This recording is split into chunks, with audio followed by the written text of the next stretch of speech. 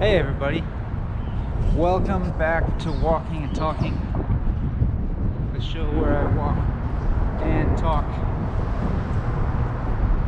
Shout out to Luke Cheng for making this episode possible by lending me his battery pack, which was fully charged. This might be the coldest episode so far.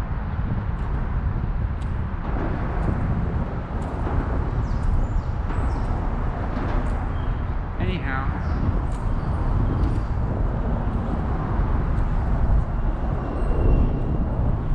I think I'm gonna warm up pretty fast by walking here.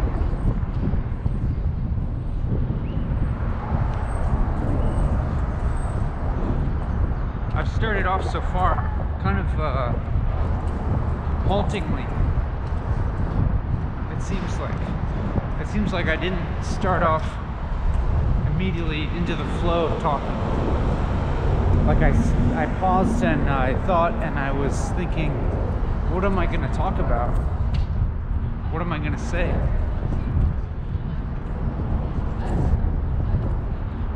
Which is always the question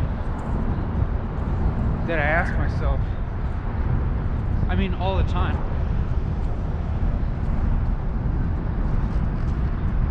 If I'm not talking, then there's a good chance I'm thinking, what am I going to say? We're in a more populated area, and sometimes that makes it harder to concentrate.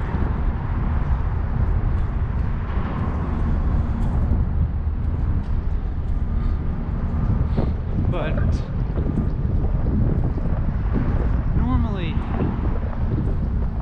it's not normally an extreme effort to concentrate. Usually I just get into the flow of talking and it's just like it's just a matter of continuing on something, and sometimes there's some effort being put forth, but in other times it just feels like being in a flow.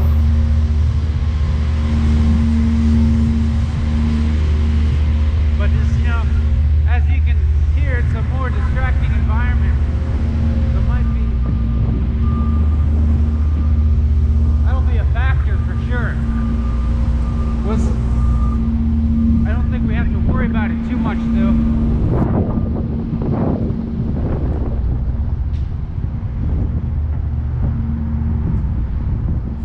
Just take that into account, factor it in. We don't have to decide that that's a negative thing. Pile of clothes.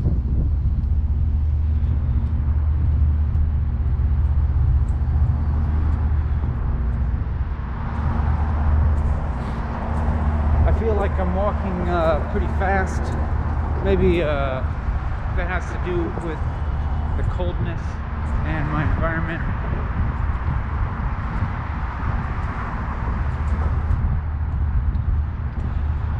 So far, the quality of what I've been talking about, or the quality of my speaking, in my estimation, doesn't strike me as particularly interesting or compelling at this point. But I don't let that worry me, because always in the course of the 4 hours, without fail so far, something happens that makes it compelling, at least enough for me to keep doing this.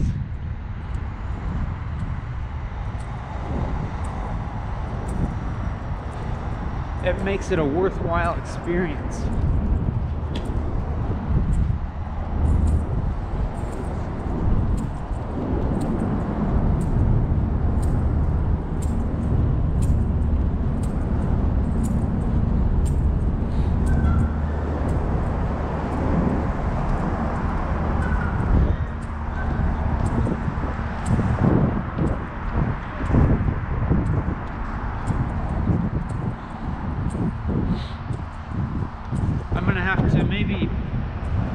put in a little bit of effort to not feel self-conscious in the IRL realm about walking around with this weird wooden selfie stick with a camera rubber banded to it.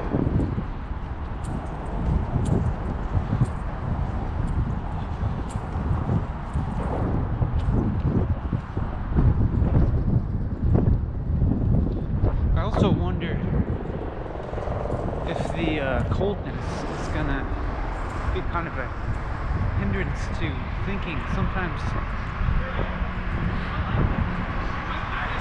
when it's really cold, it's a little difficult to think about anything else.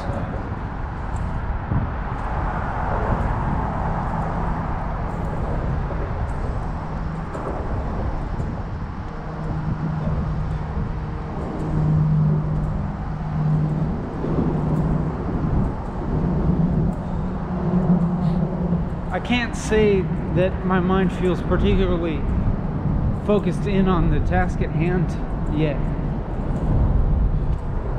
I don't feel in the flow of talking. I don't feel thoughts emerging. It feels a little bit effortful. It feels like it's me here, Ben Bennett, trying to think of things to say. And that doesn't feel very pleasant.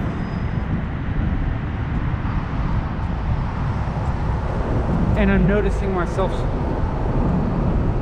doing things to fill time, like saying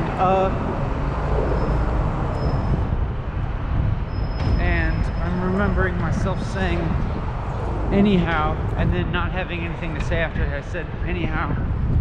And I'm hearing myself say these things now and judging them kind of as not having much value or interest or insight.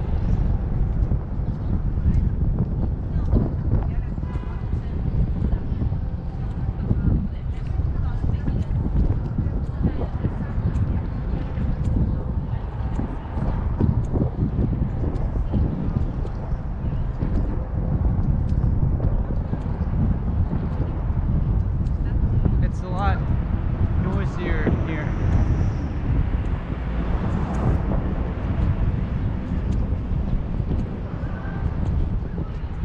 There's some people standing with some signs for Falun Dafa, which, if I'm not mistaken, I think that Falun Dafa is the physical exercise component of the Falun Gong, which is kind of a spiritual practice, or some might call it a religion, from China that has a large international presence and has been brutally persecuted by the Chinese government. I'm sure there is much more to that story, but these are externalities. I shouldn't be wasting time on externalities.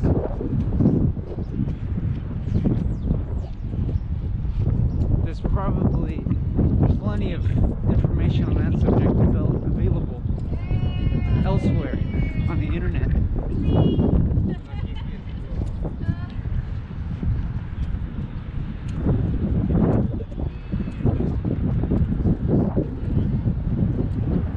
What's gonna happen here? I'm struggling a little bit here.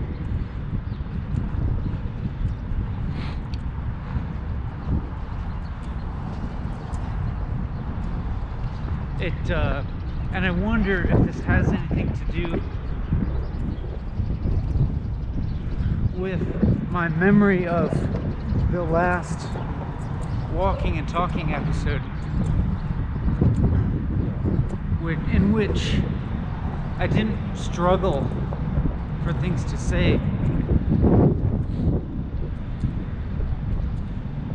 It was a relatively flat emotional topography, and I felt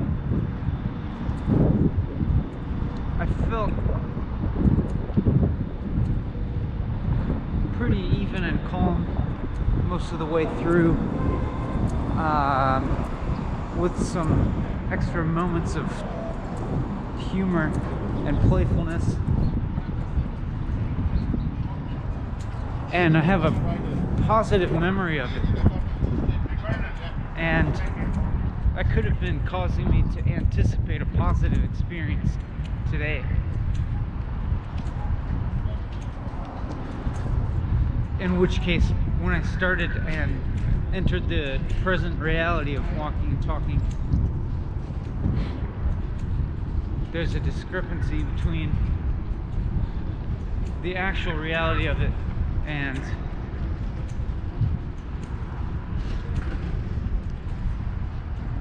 what I might have been imagining or expecting based on my most recent memory of doing this.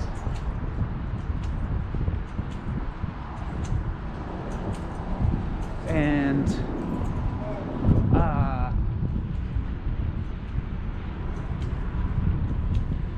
I feel stimulated by my environment, by seeing all these things.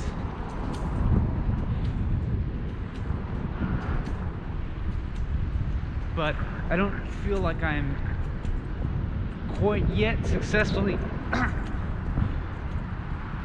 channeling my stimulation to you.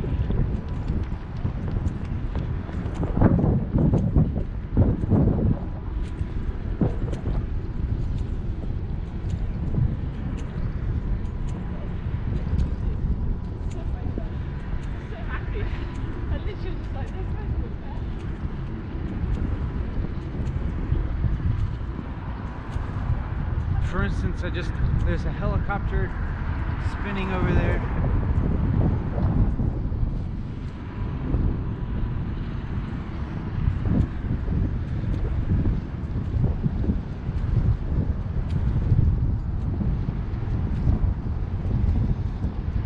The sun's really bright.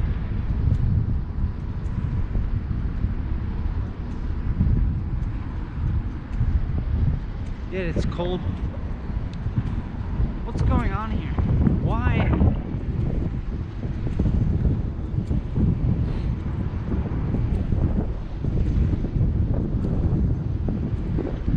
Why am I struggling so much?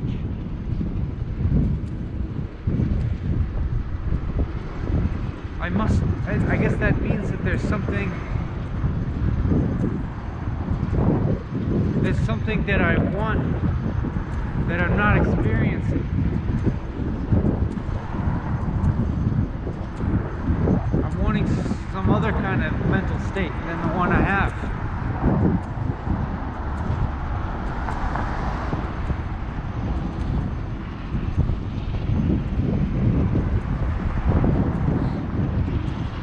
I'm wanting some experience of peace or calm or a flow state.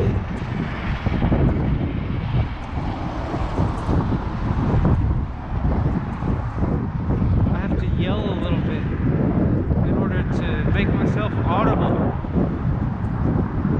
That might have something to do with it. That might continue throughout this whole episode based on where we are. I might get to some quieter places where there's not a helicopter literally taking off next to me.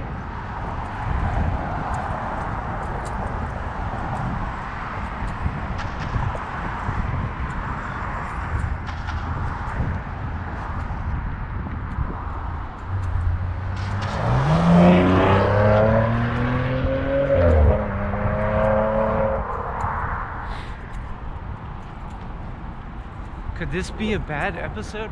So far, I think it's pretty bad.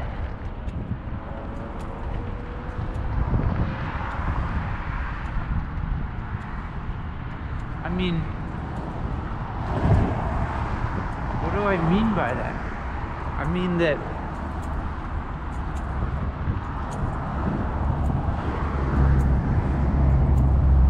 any evaluation that I have about this video so far, I think is negative.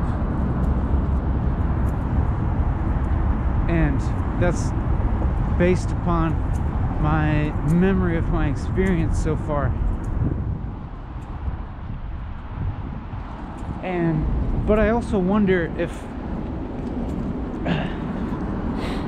my state is being affected by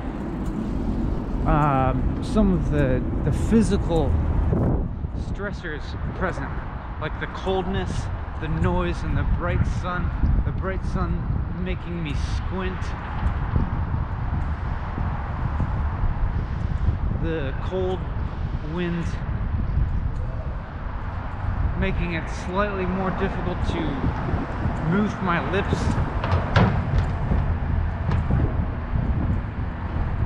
And the noisiness making me speak loud in order to be heard.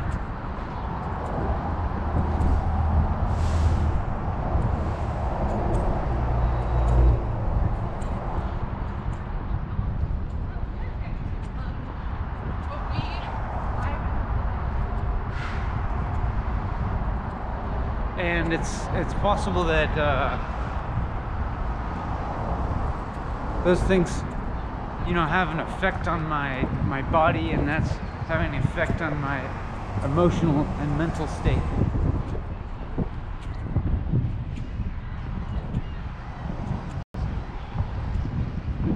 So maybe I'll put in a little effort now to stay aware of those factors, but not react to them.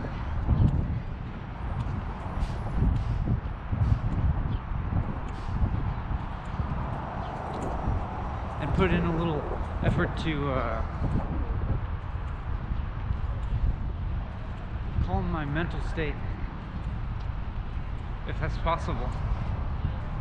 It's so cold. It's so hard to talk. It's not that hard.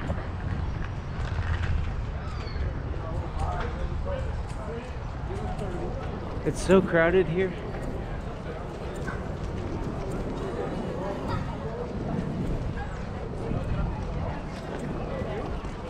It's okay there. I should really, you know, be just maintaining a perfect balance of mind no matter what's happening, right? That's the ideal.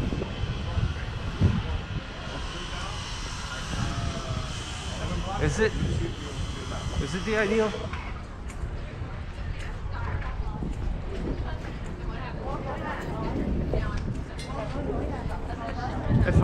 If I'm agitatedly striving for a different state of mind, doesn't that defeat the point? But it's not possible to do otherwise, you know?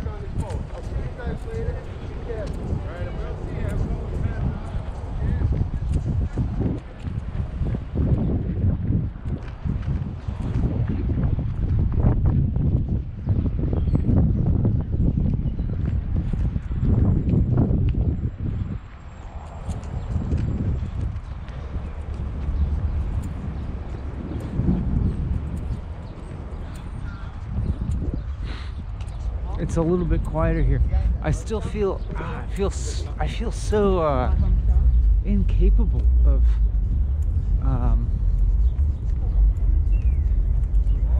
getting into any kind of flow of thought or state of mind. And then I'm also at the same time I'm telling myself that I should just be accepting this current state.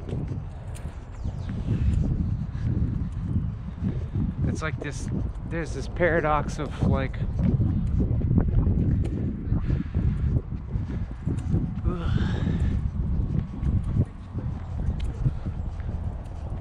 gotta stop saying like and so much. Oh my god.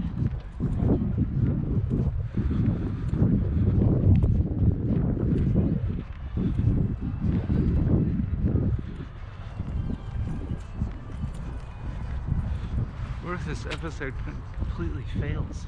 It might completely fail. I might not even complete this episode. It's just so bad. I'm so agitated. And nobody wants to witness that. You know, I don't want to expose people to that.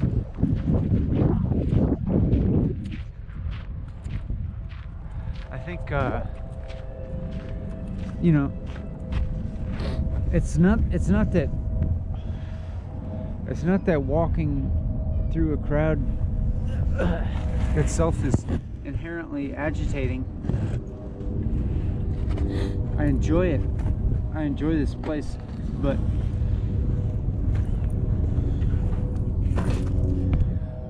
I guess it's just difficult to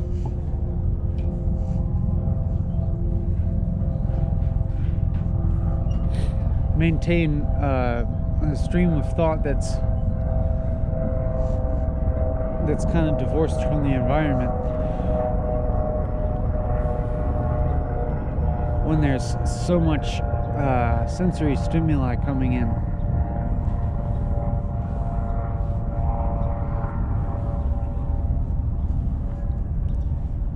But this place is pretty quiet. I'm not walking now.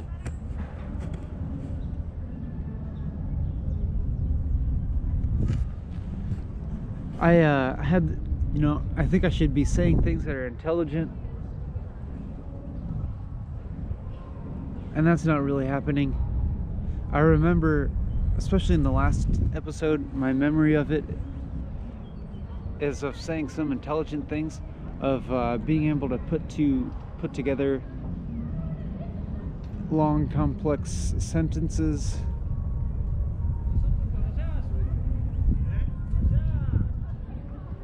And paragraphs even, and being able to thoroughly investigate a subject or a realm of thought. But now I'm just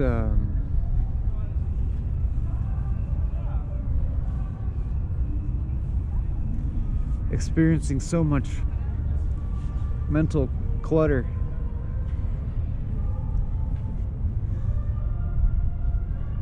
And I'm just having all these thoughts that I'm recognizing as having had them before and having spoken them before in episodes of Walking and Talking, and so it feels stunted.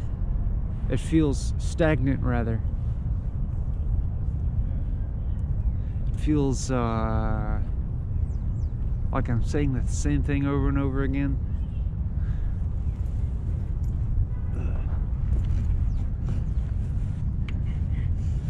And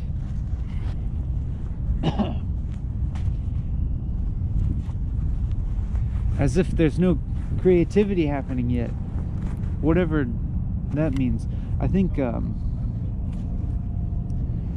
yeah, I need to stop thinking about the last episode, because that defeats the point. I gotta stop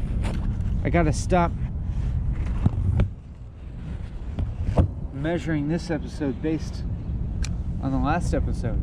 That's a bad thing to do. This is its own episode, and I gotta discover what the unique quality of this episode is.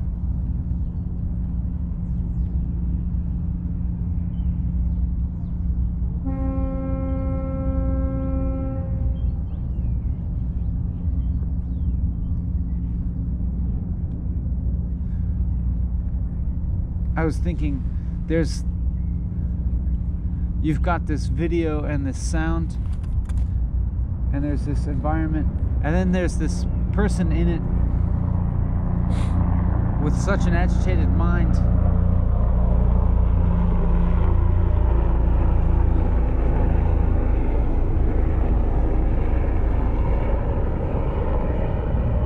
and I'm thinking, would this video be better without the person in it? And so my job is to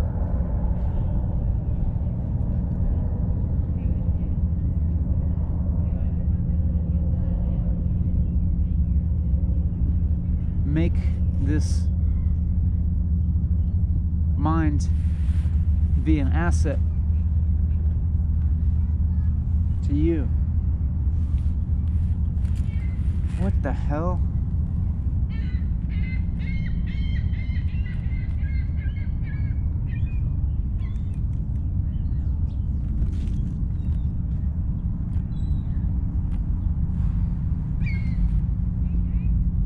I'm so discombobulated.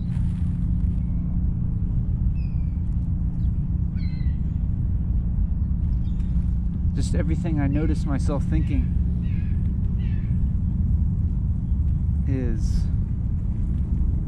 strikes me as so unproductive, you know. I'm just, every thought that I have, I'm like, that's not a useful thought. It's kind of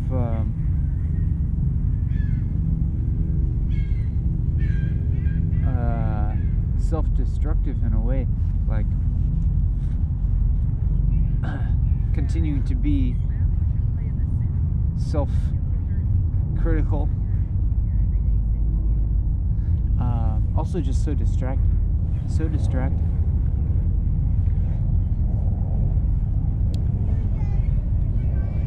But I'm also having this thought that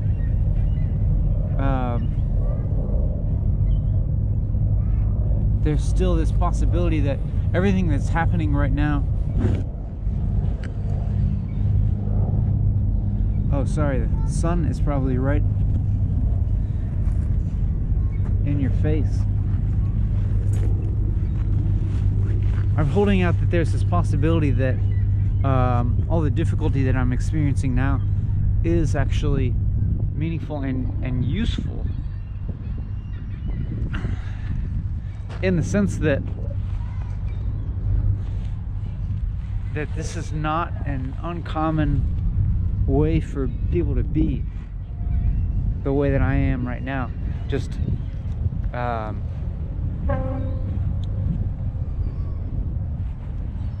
feeling distracted and irritated with ourselves, and like and then, you know, when you're trying to control the way that you're thinking, the way that you're feeling, and telling yourself that you should be calm and focused and zen-like or something, and then you find that you're not, then you become irritated at yourself for being irritated, or irritated at yourself for being distracted.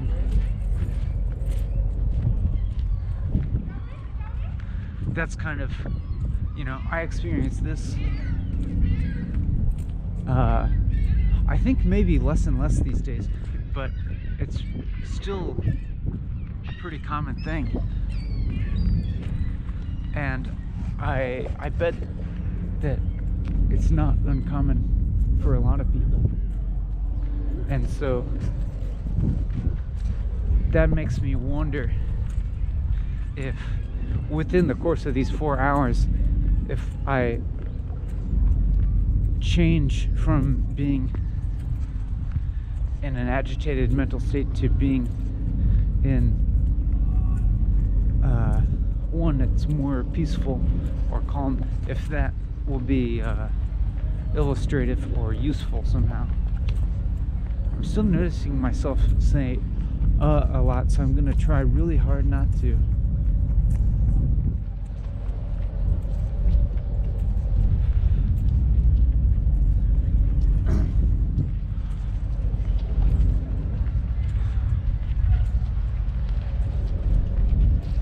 But is it a problem to try really hard? If I try too hard, am I going to See, there I go again. If I try too hard, am I going to sabotage myself? Am I going to cause myself more frustration and agitation? I'm getting sick of that word too. I need a thesaurus.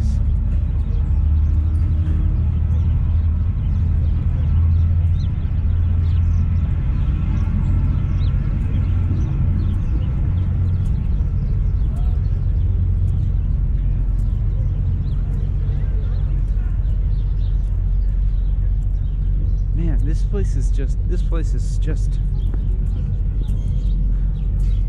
not, maybe not the right place for doing this, but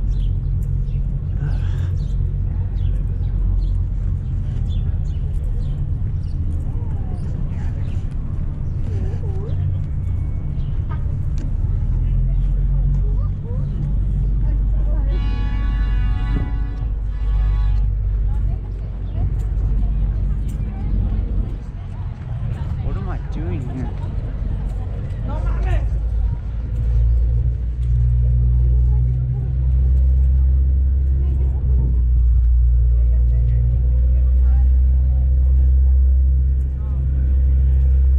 What am I doing in this video?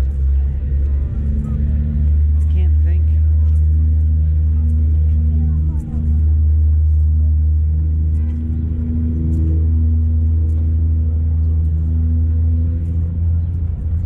I don't know if I'm going to complete this one. I don't know if I'm going to get through it.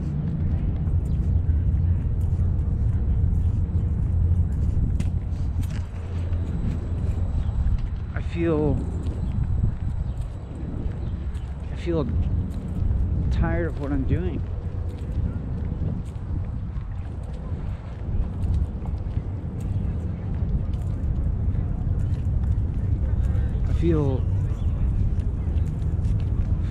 I feel tired of experiencing myself in this way. And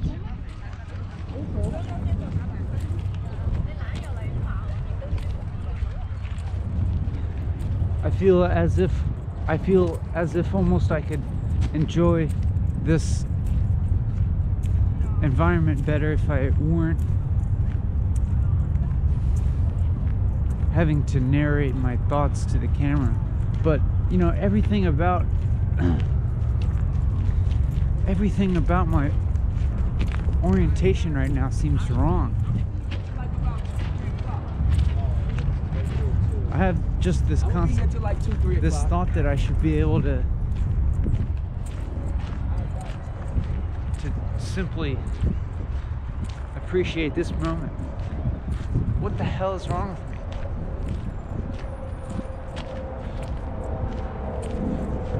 I feel totally insane.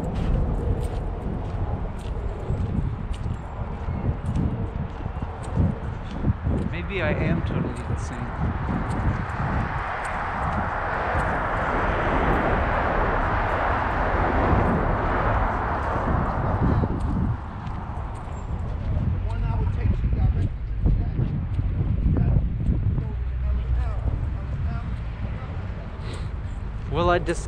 Will I discover sanity by the end of this? I can't talk straight. This is just like this is just a video of somebody going insane.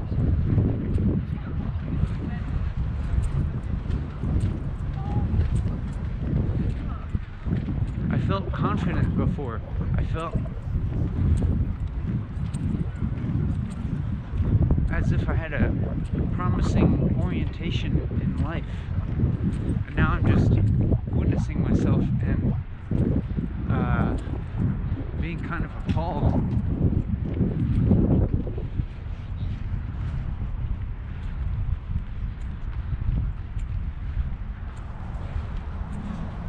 And part of me is thinking maybe that's a necessary and important part of making yourself better, but even hearing myself say that, I feel disgusted with the idea of self-improvement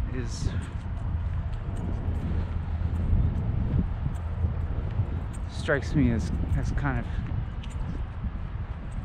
misguided.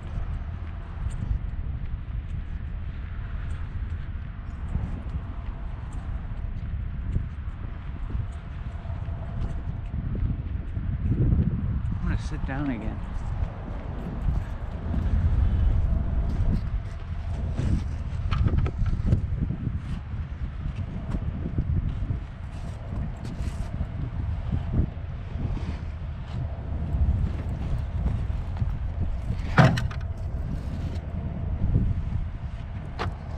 So cold.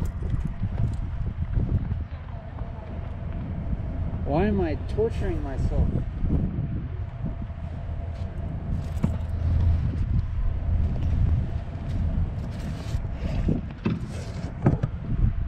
Here, that's a better view. I don't feel like I can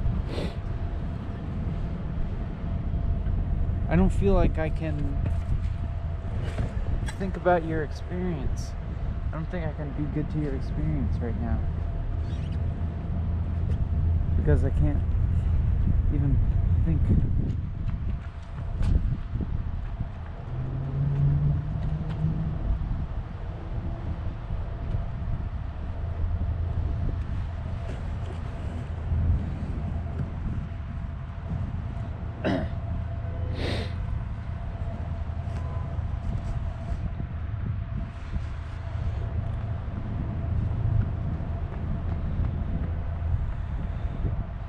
I'm trying to be conscious of the quality of your experience of watching this and to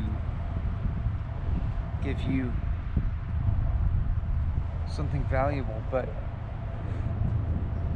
I don't feel able to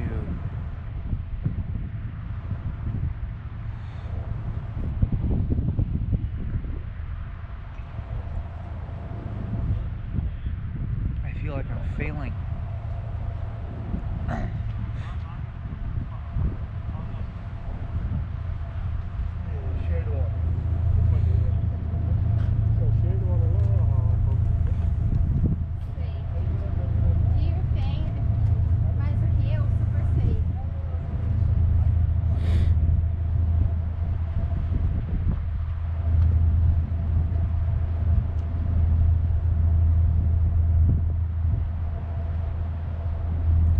I feel really discouraged.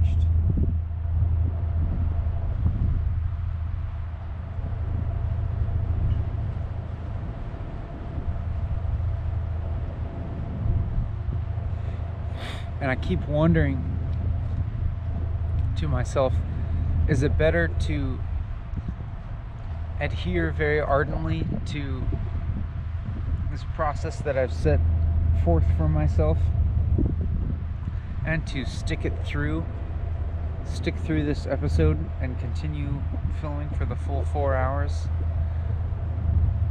even though my mental state is going in this downward spiral and I feel my brain feels foggy and I just don't feel articulate right now? Should I stick it through and see what happens and stay faithful to this process, and maybe via that commitment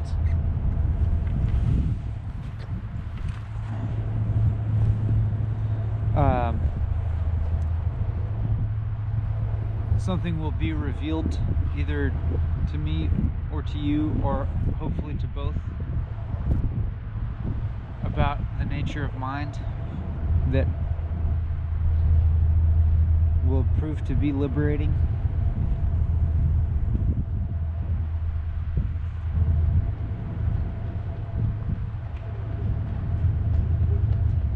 Or is it better to just give up on this episode and do it later under more favorable circumstances, when it's not as cold, it's not as loud, not as crowded?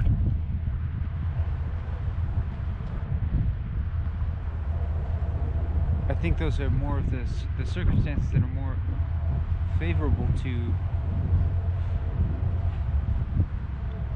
entering a smoother flow of thinking.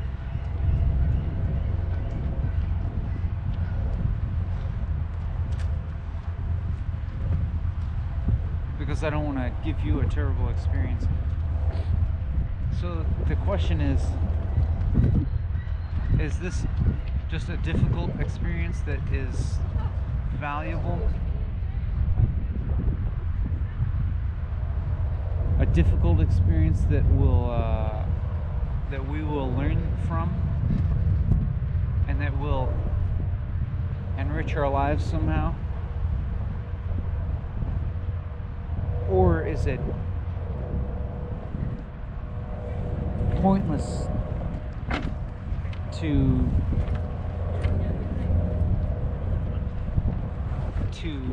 suffer this way?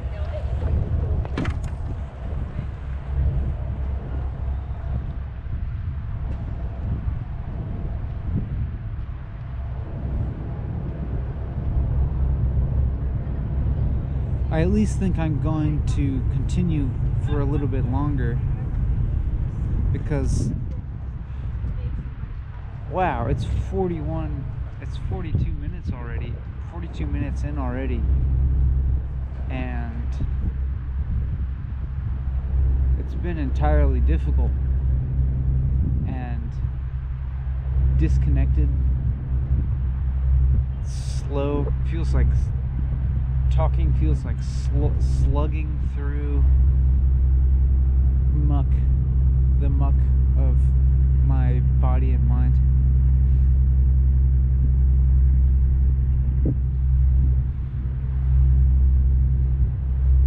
But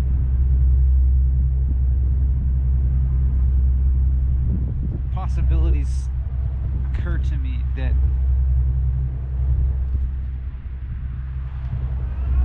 are like a glimmer of hope that this might be valuable in some way. But every time that my mind attempts to kind of redeem what's going on, or to recuperate it, or to reframe it in a positive light,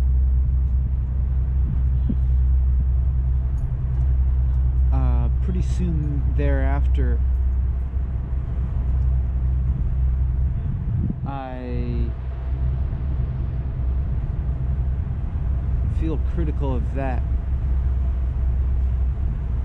and think that that's untrue. But nonetheless, these glimmers of a different possibility of being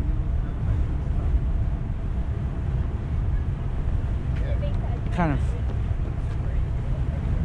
shine through sometimes, and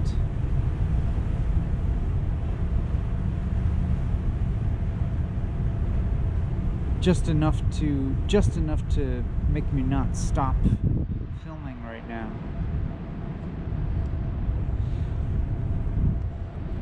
Like something might open up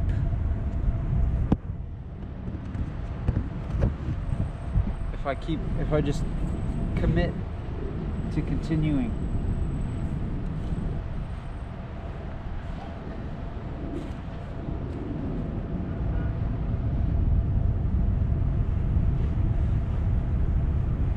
And like I've had in every other episode that I've completed,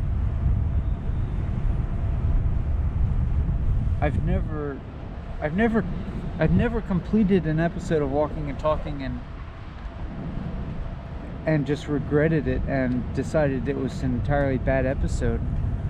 There have definitely been many segments where I've gone through a lot of difficulty, I know, and there's been a few times where I decided to stop filming and just chill out and try it again another day, because I was a little too my mind was going into a negative spiral, and I just decided to stop. But there's also been plenty of other times where I was also in a negative spot. I'm just watching a bum like throw trash into the water. It's great. Yeah, just throw the fucking trash into the water. Who gives a fuck?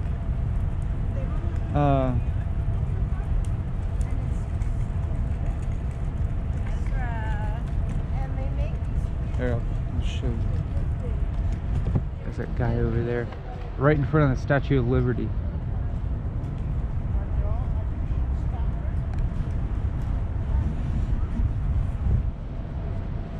But for a second I thought he wasn't wearing pants, like he was taking a shit or something. But I don't know what he's doing.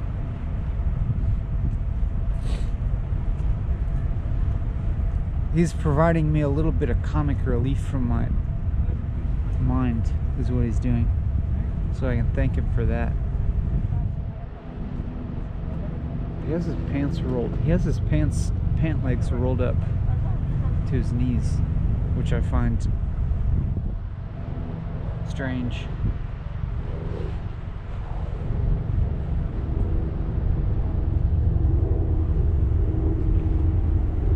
Now he's looking at me. Now he's looking at me.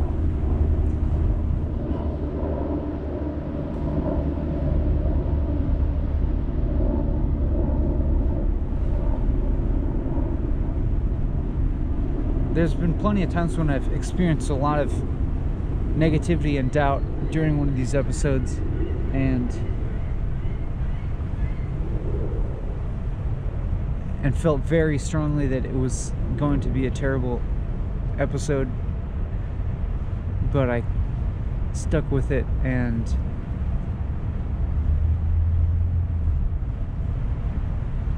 my perception completely turned around, and even the difficult experience that I had was recontextualized into being meaningful. And I talk about this over and over again. I talked about this in the last episode, even though that's not what happened in the last episode.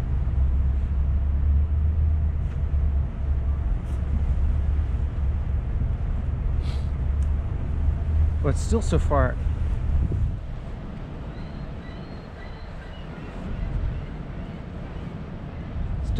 I can't really confidently, to the extent at all that I evaluate what's going on now, I think it's pretty negative. It doesn't feel good.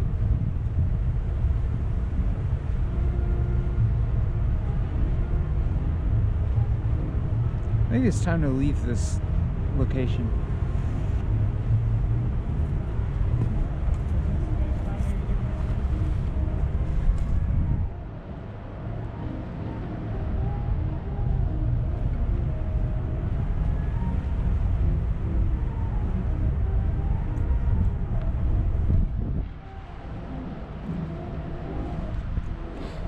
Do you think it's possible that every homeless person that you see talking to themselves is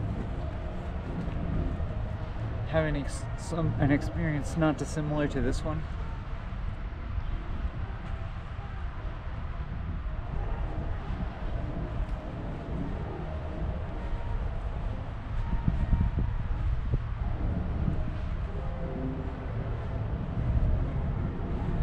Oh man, I'm gonna like...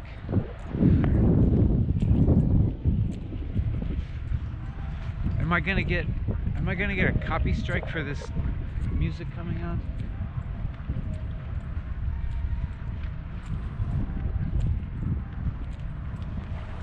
That's the type of shit that happens, right?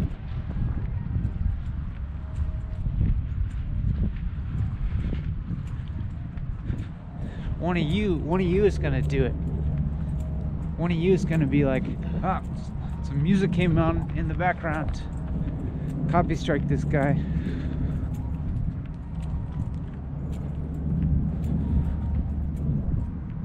Thanks a lot, buddy. Whoever did that to this episode.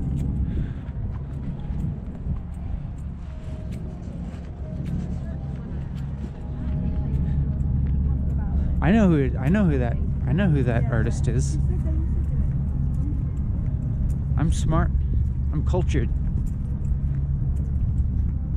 But I'm not gonna tell you, because then it'll make it easier for you to copy strike me.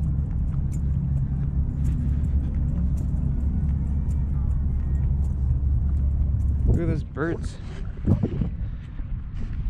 Those birds aren't copyrighted.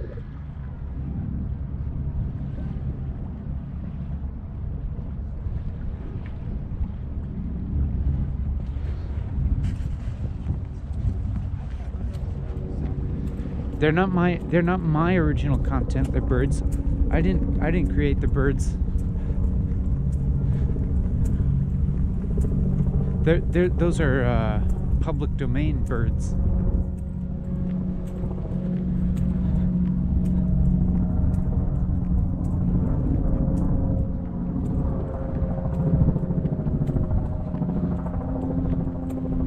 So you might be able to detect some faint glimmer of comic relief here and there, but you know, a dark, cynical type of humor, but humor nonetheless. So the possibility of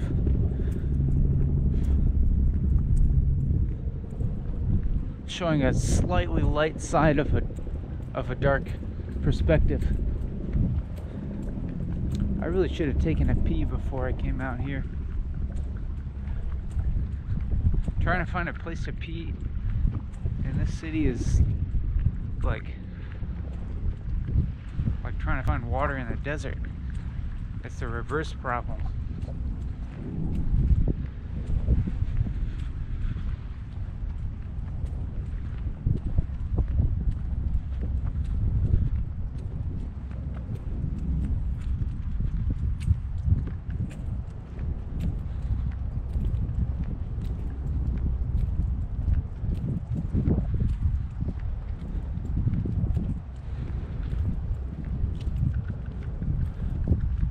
I'm discovering myself think and talk in a way that it just feels repetitive of previous episodes. It feels derivative of myself.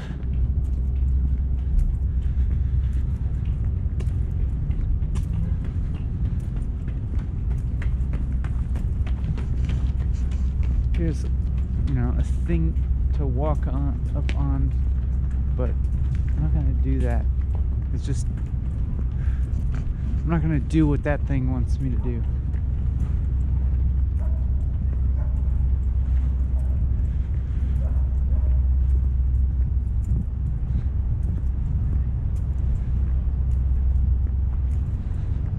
Man, I wonder if I'll...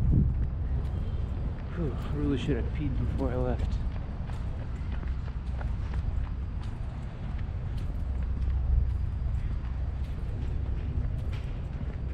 This has to be the worst episode so far.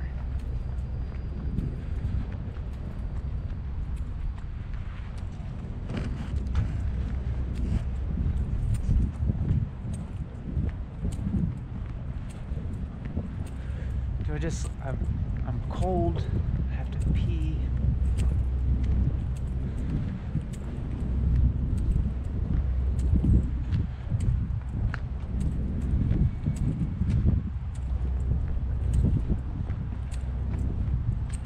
Do I just bear through it? I can't put sentences together. I can't find the right vocabulary. Do I just stick through it and see what happens?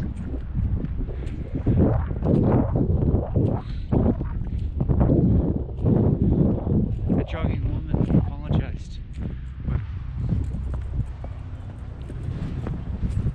I don't think she actually did anything that was inconsiderate.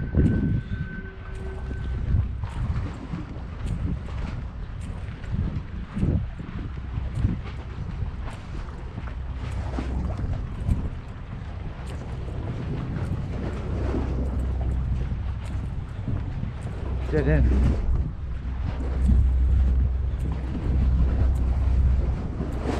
I feel like an idiot today.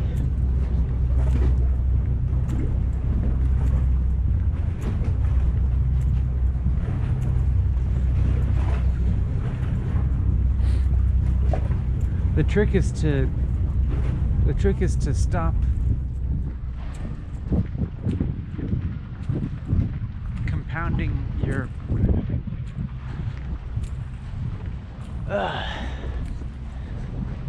can I please like think of any word besides agitation?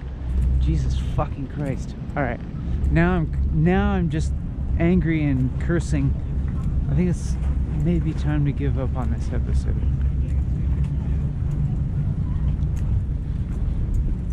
It might be time to give up. Seriously, very seriously considering pulling the trigger, pulling the plug on this episode.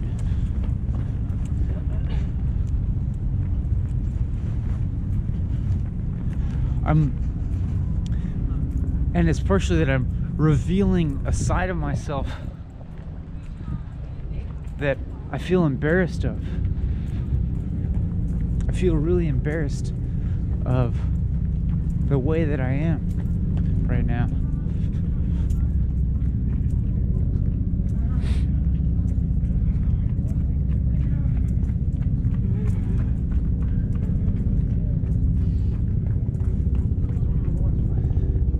Because I imagined myself to be such an even-keeled person, and I imagined myself to be able to keep a calm demeanor in any sort of situation. But here I am,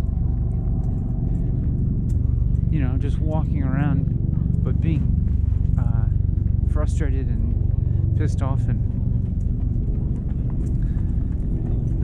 all in a tizzy and unable to think very clearly or productively.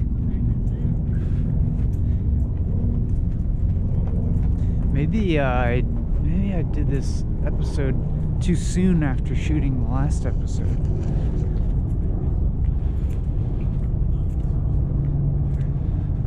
It shouldn't be. Maybe I need to have some more life in between the episodes in order for this to feel like a fresh experience. But I don't think that shouldn't be the case. That shouldn't be the case.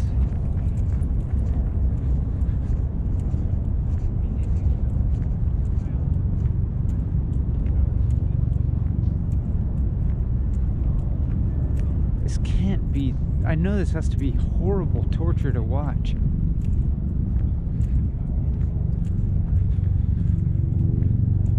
This is so bad. I have to pee so bad.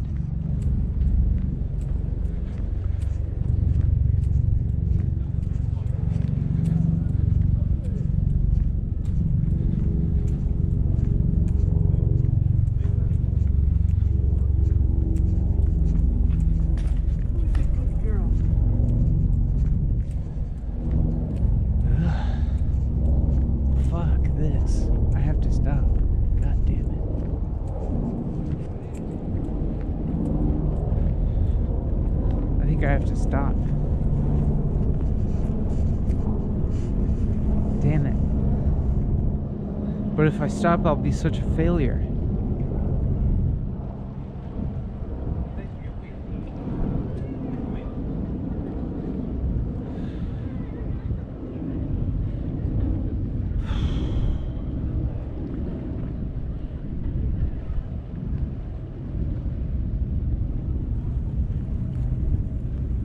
Is there any possibility that this episode is at all salvageable?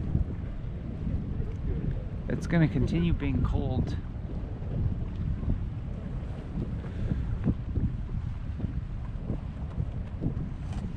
I'll keep going for now. And maybe I can just take some solace in the idea that I don't have to post this episode, you know? If it's terrible, if indeed the entire episode is terrible like this, then I can choose not to post it. But I have to keep my orientation focused more on you. I don't want this. My problem is I'm being too focused on my own mind. I'm focusing on myself too much. I'm too caught up in my own mind.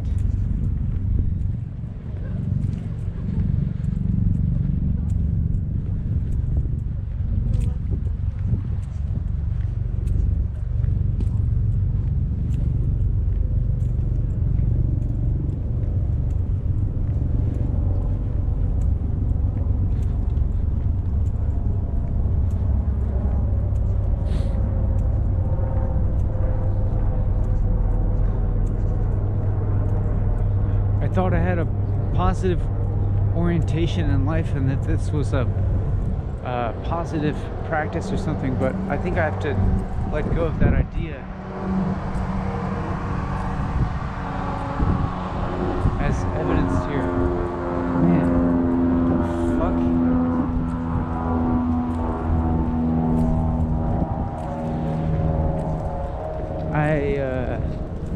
I'm not really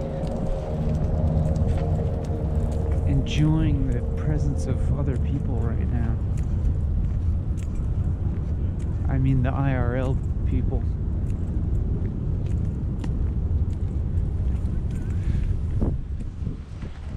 I think man, it's weird. It's like it's almost like I prefer this imaginary company of you, the viewer, to the people that are around me in real life right now.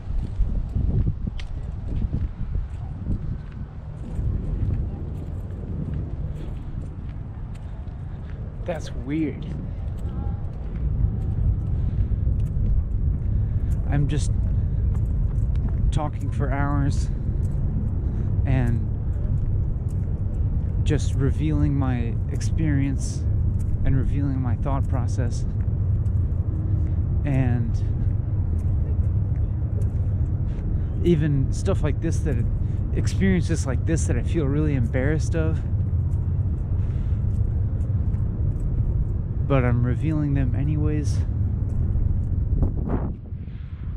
Maybe I'll go out on this pier thingy, and maybe people will not come out here because they'll see me and think I'm a bum and avoid me. And, you know, I'm not even being a very nice person by using the word bum either.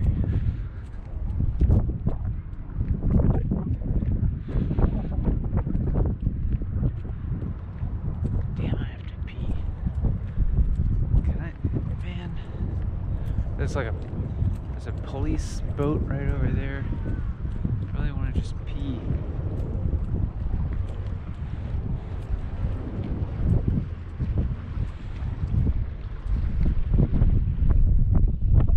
It's pretty windy out here. It's cold.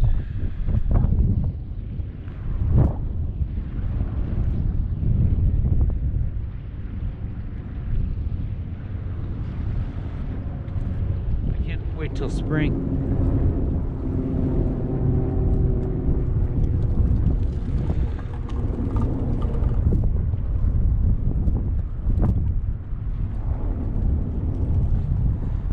This is quality entertainment right here.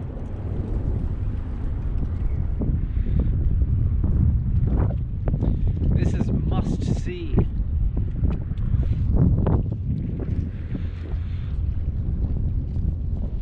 Like Shenyang, it's a must see.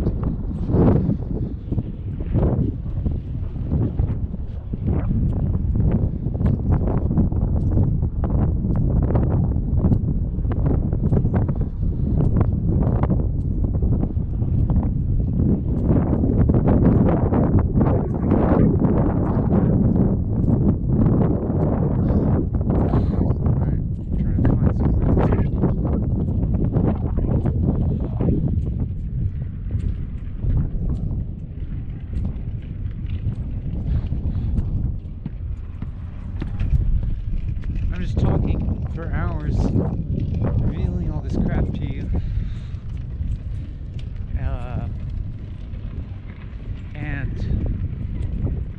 but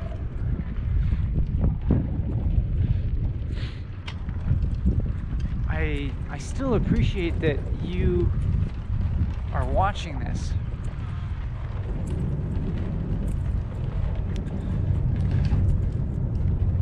Because any sort of value that might be here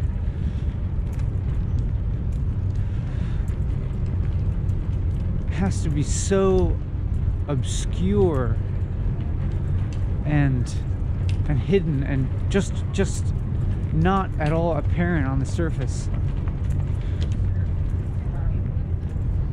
And that's like, that indicates to me that you must have a pretty deep understanding about the nature of life and experience and the nature of how thoughts and emotions change.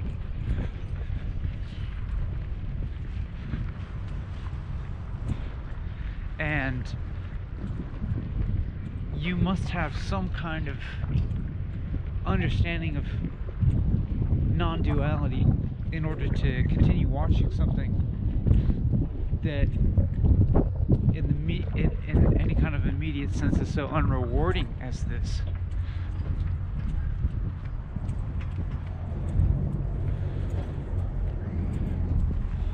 I mean, I'm the one doing this, and I can just barely hold in my mind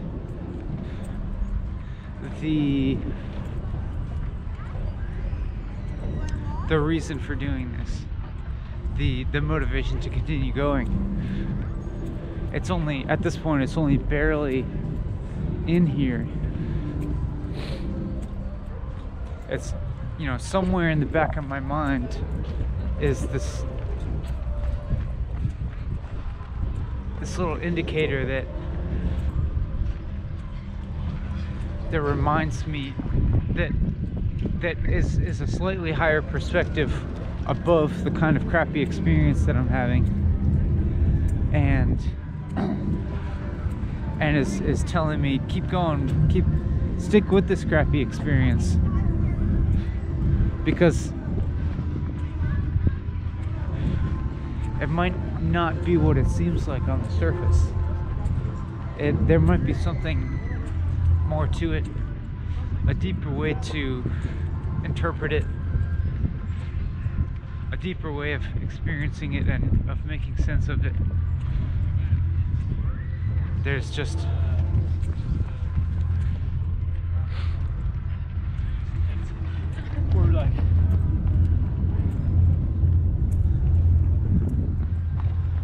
and so there's that little thing in me keeping me going.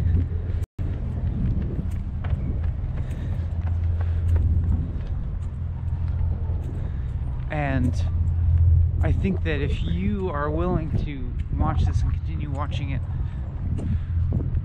I think there must be some sort of understanding along those lines in you as well.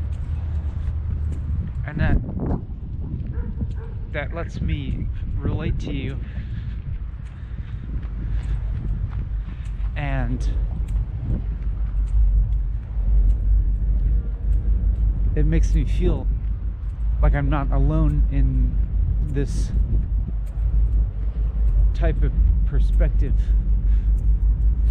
and also just in this experience. Like, I'm not completely alone in the experience that I'm having right now, just by the fact that there are at least a few people that will watch this, or at least watch a good chunk of it. And I know that there are people that watch or listen to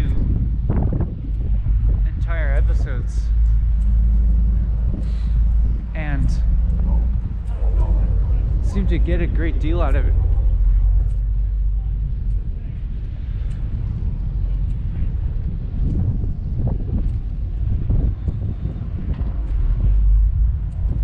And that's something that helps me feel motivated to continue.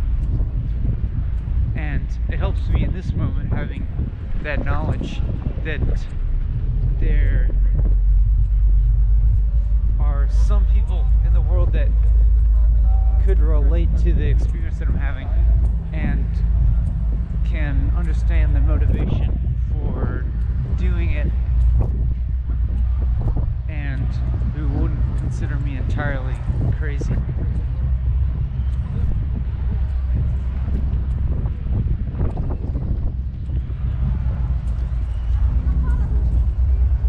Man, if only there were a place to pee. Is there, what is preventing people from just putting a public restroom somewhere?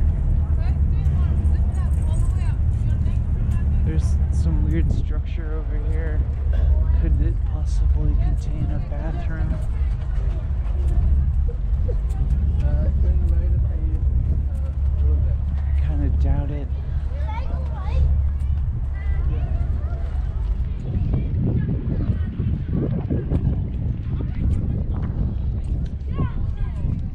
I'm not trying to look like a creep filming people. There's not going to be a bathroom in here.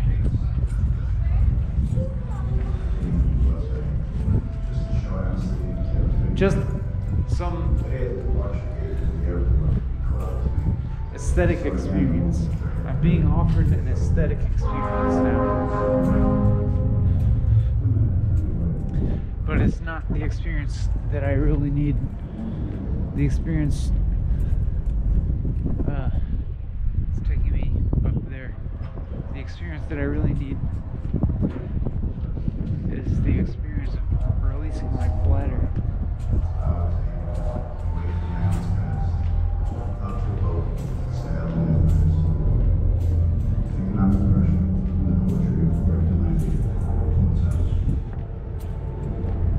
Is that copyrighted?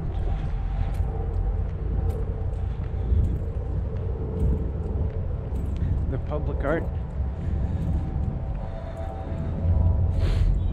Do I have to make fun of it? Do I have to, do I have to make fun of that material in order to have it fall under a fair use clause?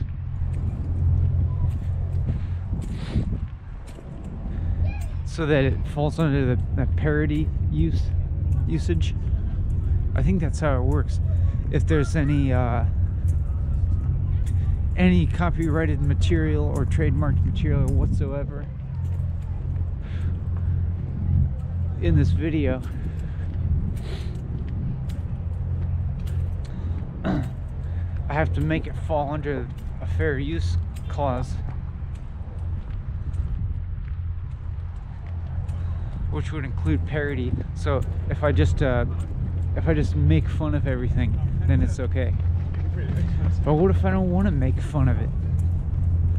It's fine. Maybe I can just comment? Do I have to comment on it? I don't have anything to say about it. It's just there.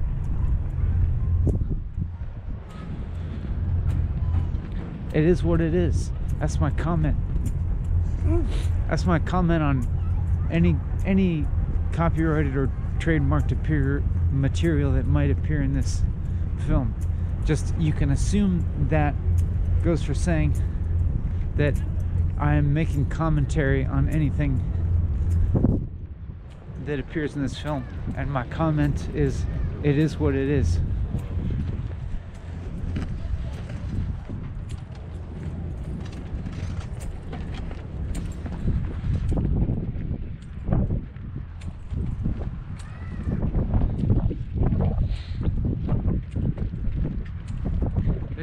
There's a building that would look like it might have a bathroom. I'm sure it's locked up.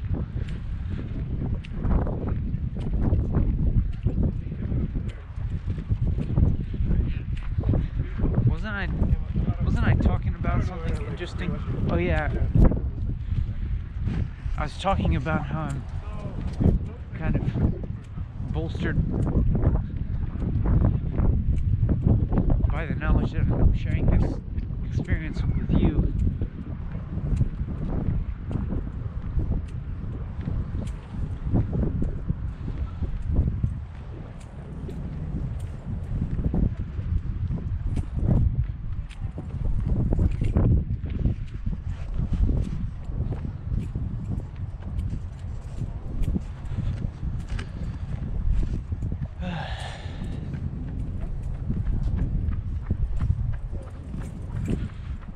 There's not gonna be a bathroom anywhere. They just don't do that. They don't do that type of shit here.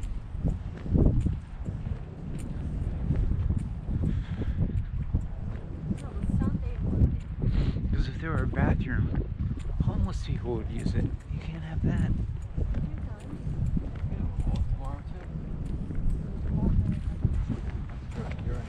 You can't be having homeless people having a place to defecate, you know?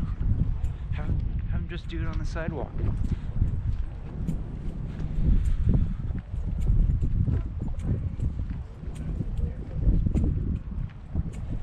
You can't be having the general public having a place to pee without buying a coffee.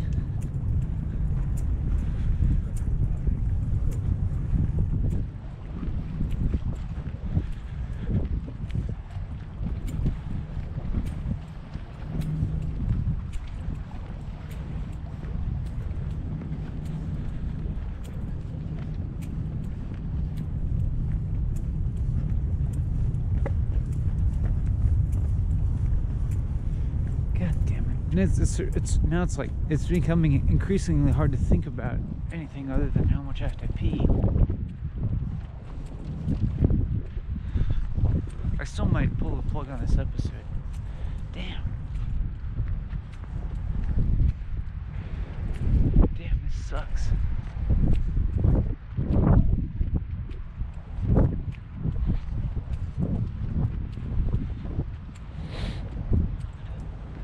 I don't know if I can do this. I don't know if I can release this episode. It's so fucking bad. And it's like fucking an hour and 15 minutes of just like me being angry. With occasionally some perspective on my anger. There's some weird looking birds.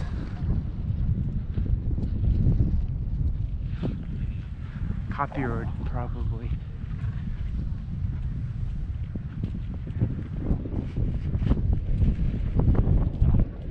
But it's fair use because I said that they were weird looking.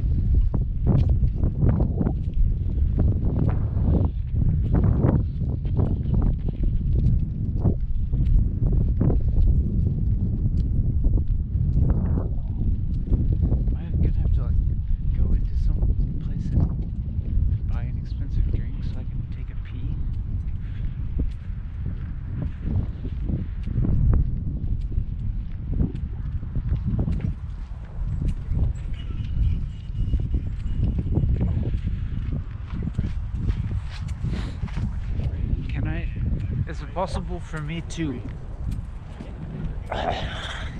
just abandon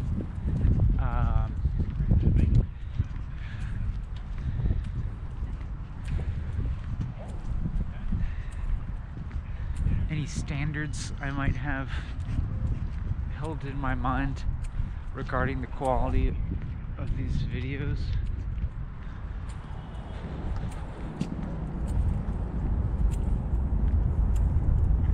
To just completely accept everything about this video.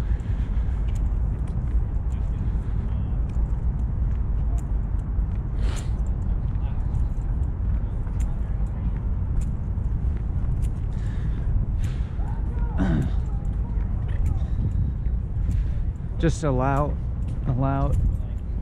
any kind of mood, any kind of mind state, any kind of stupid and short-sighted utterances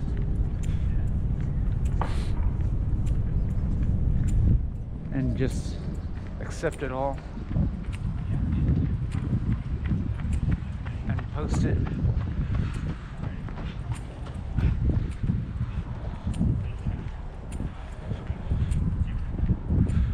This is kind of intense.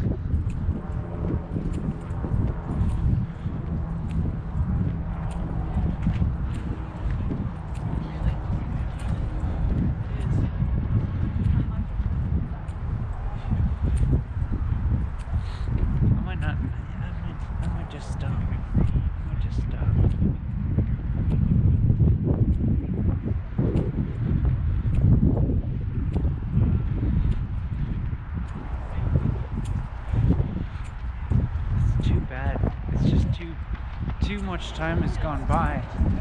Too much time has gone by in a negative state, and I still don't feel any improvement.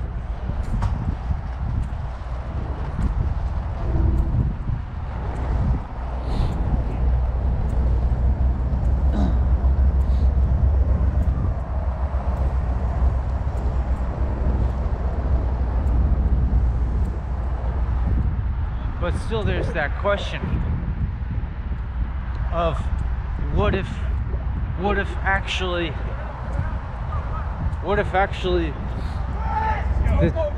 yeah, I gotta be like these guys. Yeah, let me be like these guys. Let's go.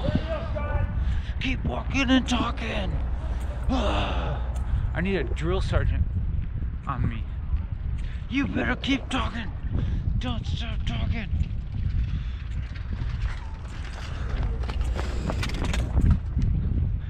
Pick up that rate of speech. Don't stop walking. That's what I need here. I need some discipline. Stop being negative.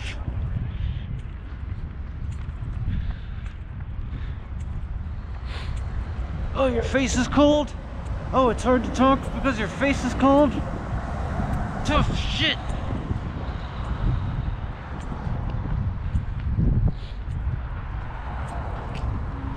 When you're in the battlefield, it's not always gonna be 70 degrees.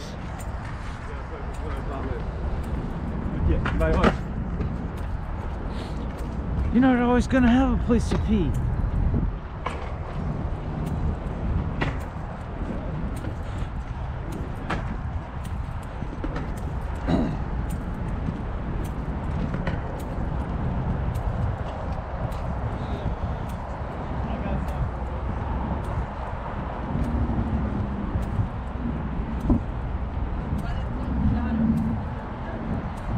Kid did a 360 on a Razor scooter.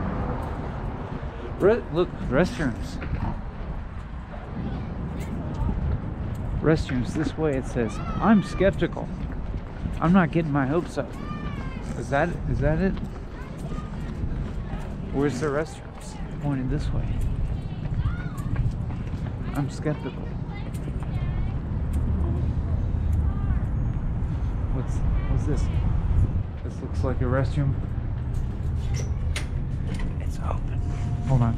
I'm not gonna film the restroom. Sorry. turning this off. Well, that's a relief. Man, that feels much better.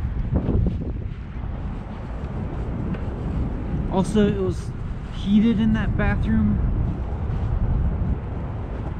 so I got to warm up for a few seconds. I got to wash my hands in warm water and dry them off with one of those air dryers with a warm air, even though they say that those things just concentrate the germs on your hands now.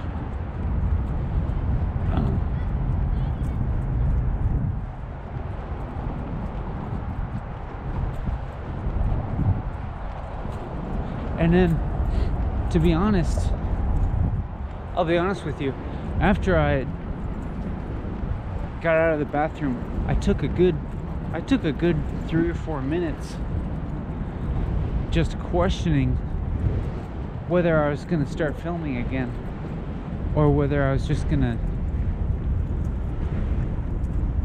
pull the plug on this episode and head back.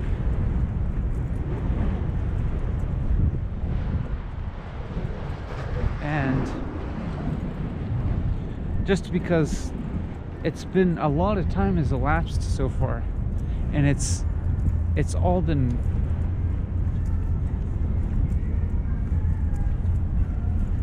of a quality that I have not been able to accept. But as I thought about that, and I thought about how much aversion I felt to what I had recorded and experienced so far, how terrible I thought that this episode has been so far. When I thought about that,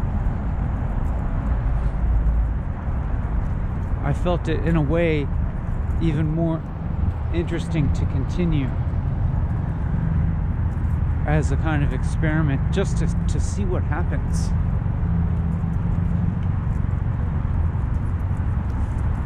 Accepting the possibility that maybe the whole episode's terrible,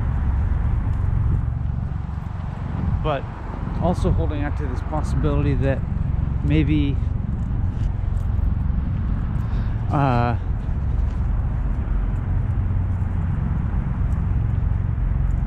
maybe there's something worth investigating about this experience that I'm having, that I am judging so negatively. It's almost unique in its negativeness. And it's not for sure that there's particular external circumstances that are causing this, you know. There's the cold here, but maybe I can get used to that. And sure, there's a lot of people around, but that doesn't necessarily have to put me in a distracted mindset.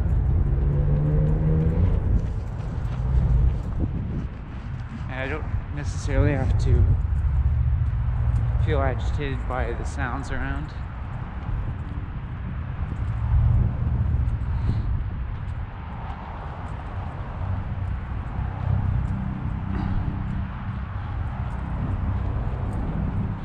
And so I kind of thought to myself, maybe this is kind of a unique experience to just keep going here in the face of my very serious doubts.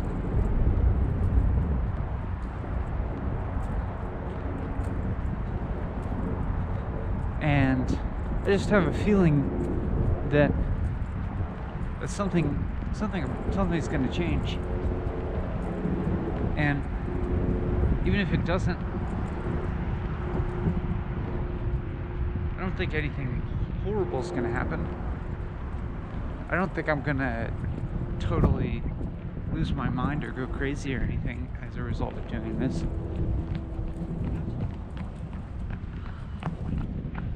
Surely other people have done more difficult things, and I think I have too.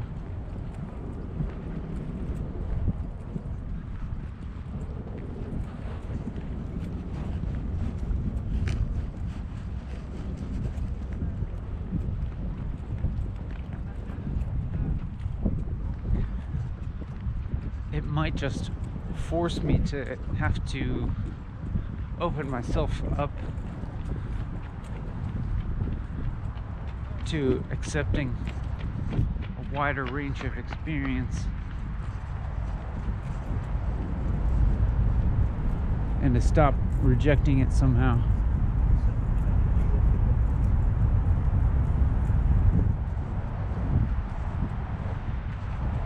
And I think I had in my mind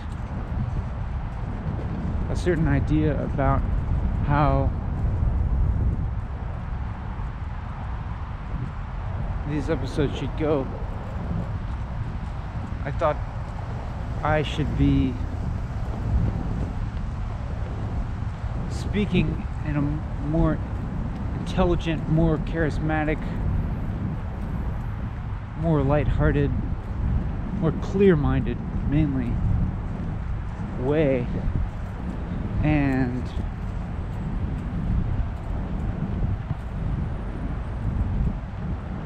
thinking about the viewer and thinking that nobody wants to.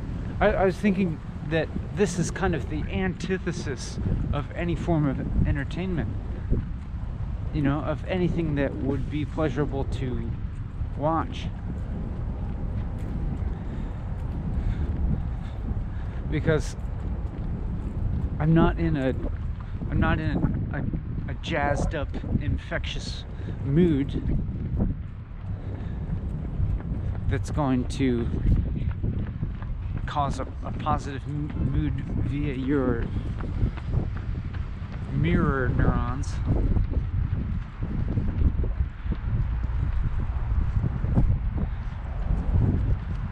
I'm not in a mood that is really desirable at all, I don't think.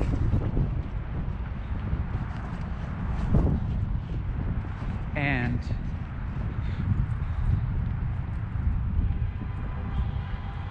no one really likes to watch people suffer.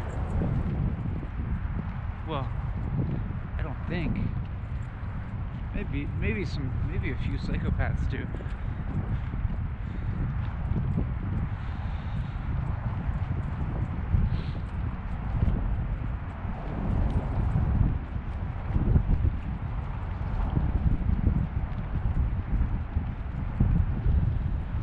But there's not even the kind of struggle here that is sexy to watch.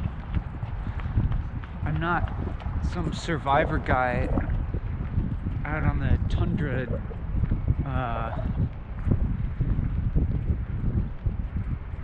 building a shelter out of sticks or something like that.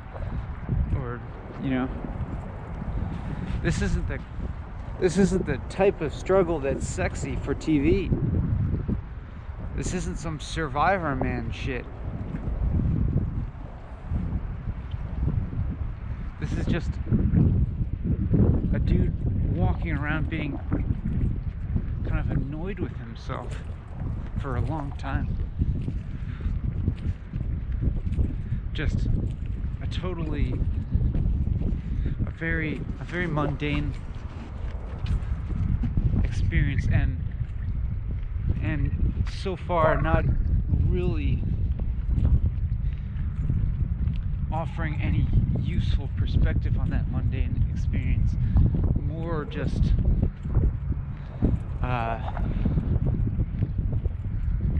an unproductive sort of dealing with that experience.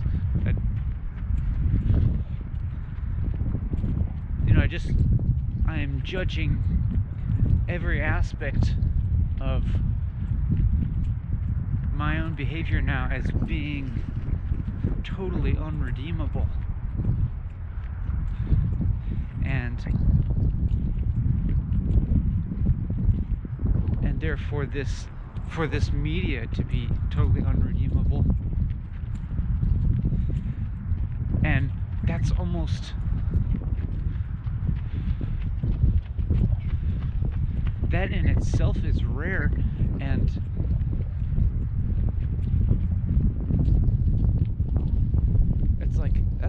that's a unique thing. It's like saying, like, this is so bad that it's unique.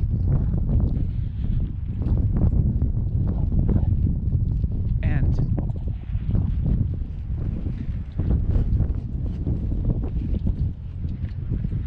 wondering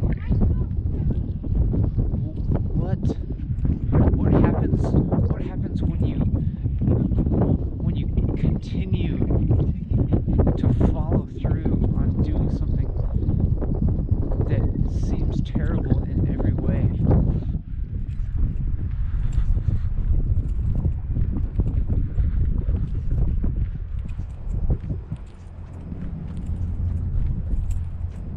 Something that seems like a complete waste of time. What will happen?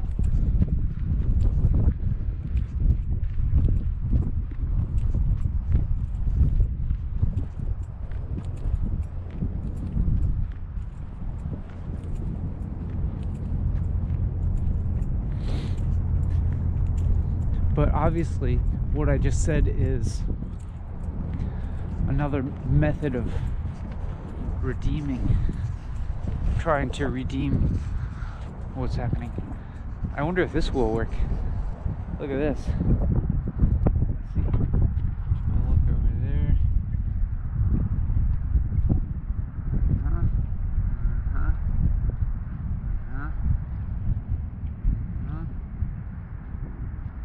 Will this work for you? I don't know if this is gonna work.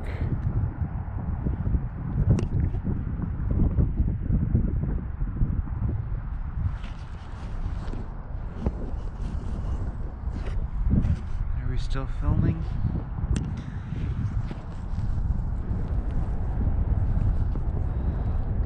I'm not sure what I'm pointing you at.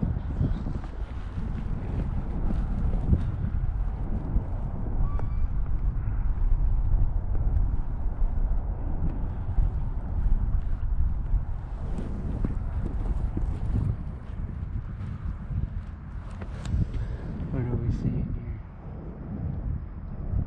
A fire escape.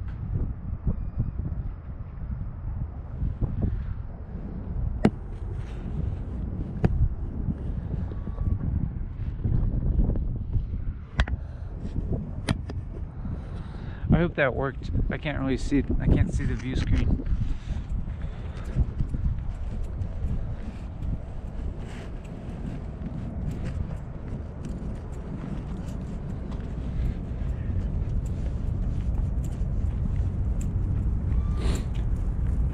So I'm trying to think, maybe this is actually really good. Maybe there's actually something good about this. But it just seems really bad. A bird just went underwater. Let's see if it comes back up. I just dove underwater. I see it nowhere. It's still holding its breath. There it goes.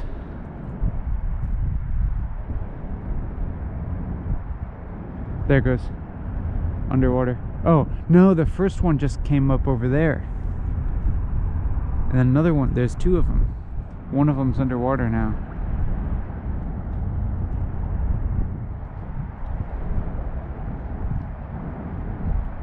It's still holding its breath.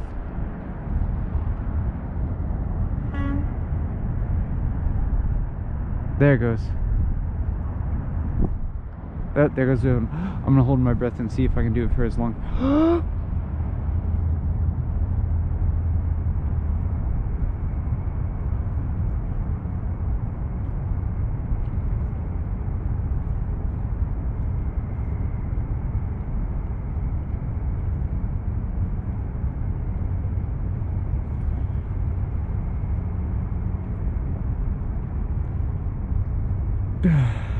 That wasn't so long. I could have kept going.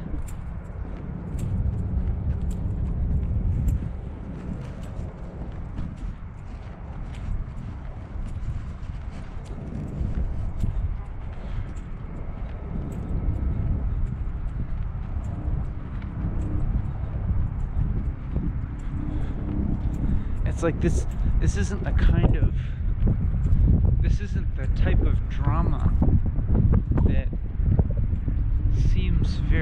seems redeemable to me. You know what I mean? It's almost as if it's not bad enough. It's not bad enough to be interesting. It's not struggle enough to be absorbing. But maybe I'm underestimating us. Maybe,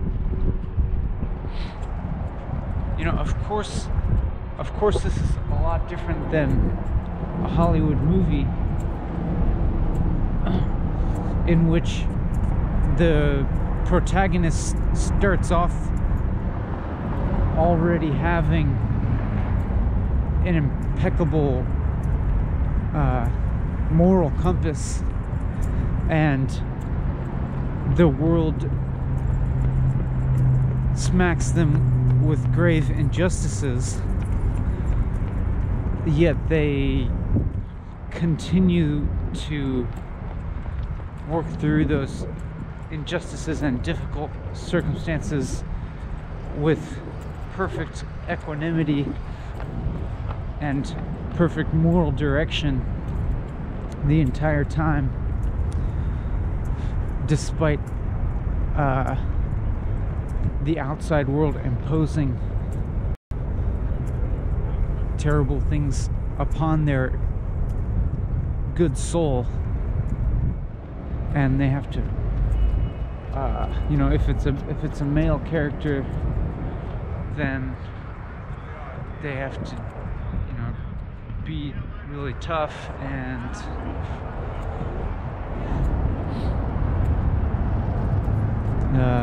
you know, fight the bad guys, and withstand the corruption. They have to say no to going over to the dark side. They have to stay on the moral side, no matter how difficult that seems.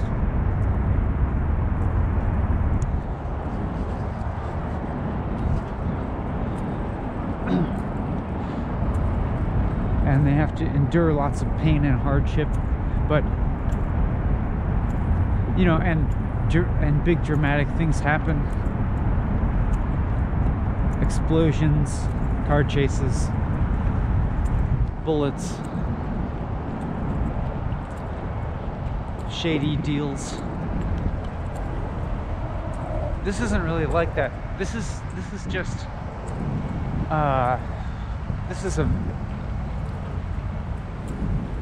you're seeing a very imperfect protagonist, if indeed I can be considered a protagonist.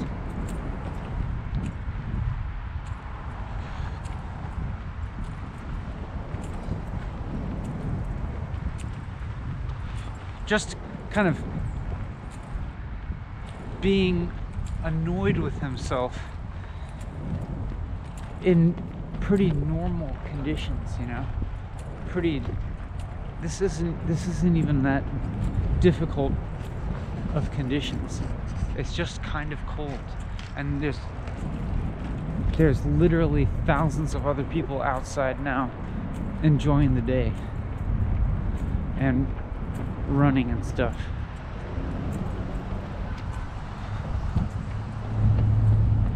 Or just taking a walk or walking their dog. And I'm in the midst of one of the most affluent cities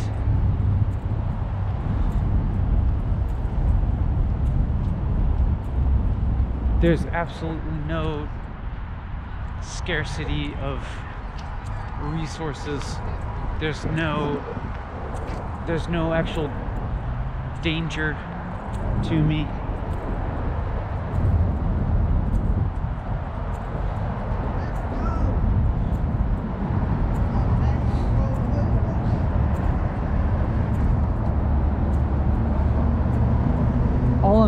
All I'm doing in here is all I'm doing is battling with the unproductive and self-destructive elements of my own mind.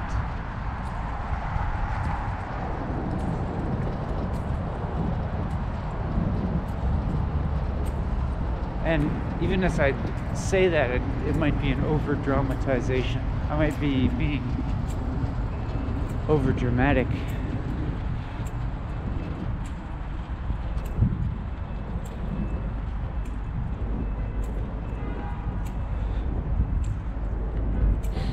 But where's the poetry? Where's the elegance? Where's the narrative arc?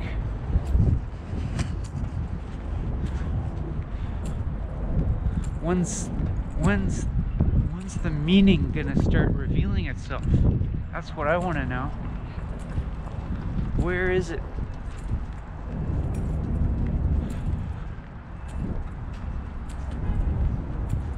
Is it possible that it's just absent?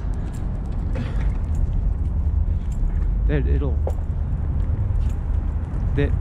will remain unknown for the entirety of the 4 hours?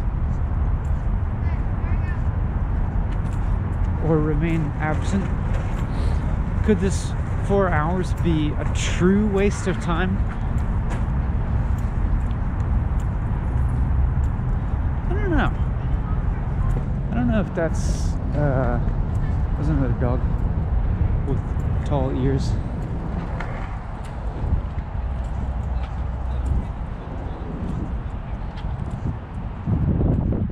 I guess it seems unlikely that the 4 hours will be entirely devoid of any sort of redemptive quality.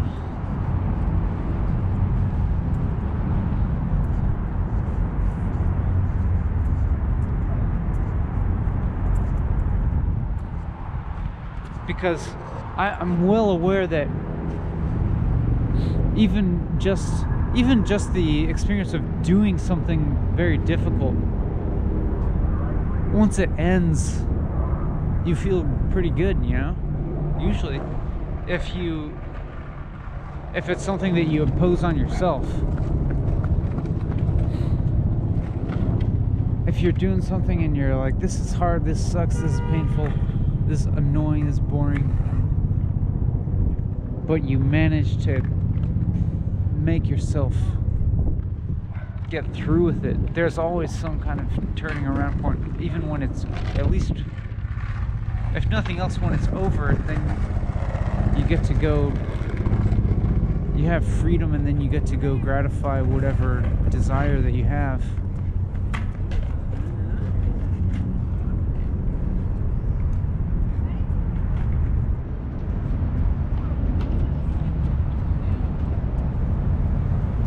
And so, even if this episode turns out to be entirely crap,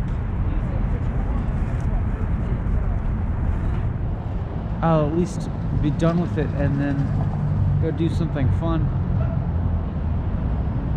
And I imagine that fun thing, whatever it is that I do, would be that much more fun having done something interesting. very onerous for 4 hours. And she's like with people. But, you know, let's, why don't I stop shit talking this episode, you know? Stop referring to it as onerous. Why don't I start really appreciating how unique it is?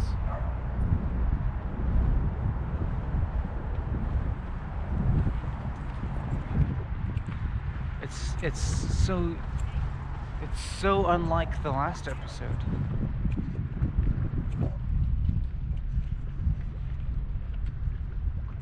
Hear those sounds?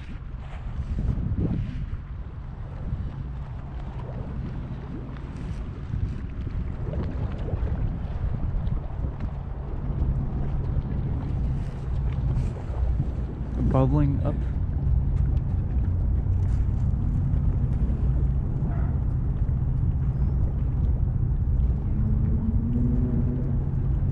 Bubbling up from the East River.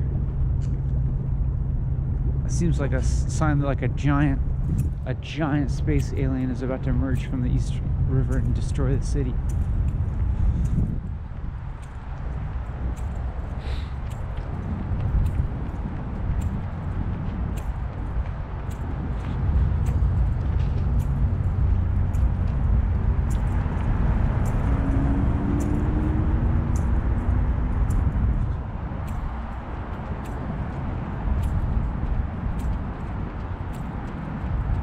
Wait, it's not the East River.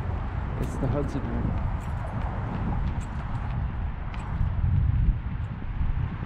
Who's in there?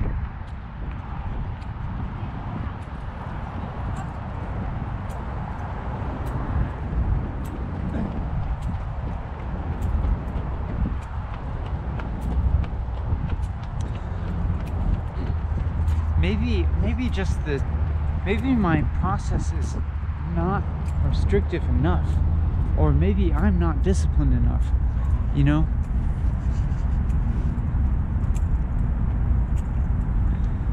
Maybe I need to be putting forth a much greater mental effort onto talking and remaining really focused, narrowed down on my experience and the thought in order to really dig in there. Like not just allowing myself to go on, in an agitated state and just waiting for my state to change, my mental state to change. You know, hoping it's going to happen. Maybe I really need to just put more effort into focusing in. Continue talking, don't stop talking, don't do these pauses, don't let go of the of whatever apathy that I might have, or whatever discouragement I might have, or what's the word?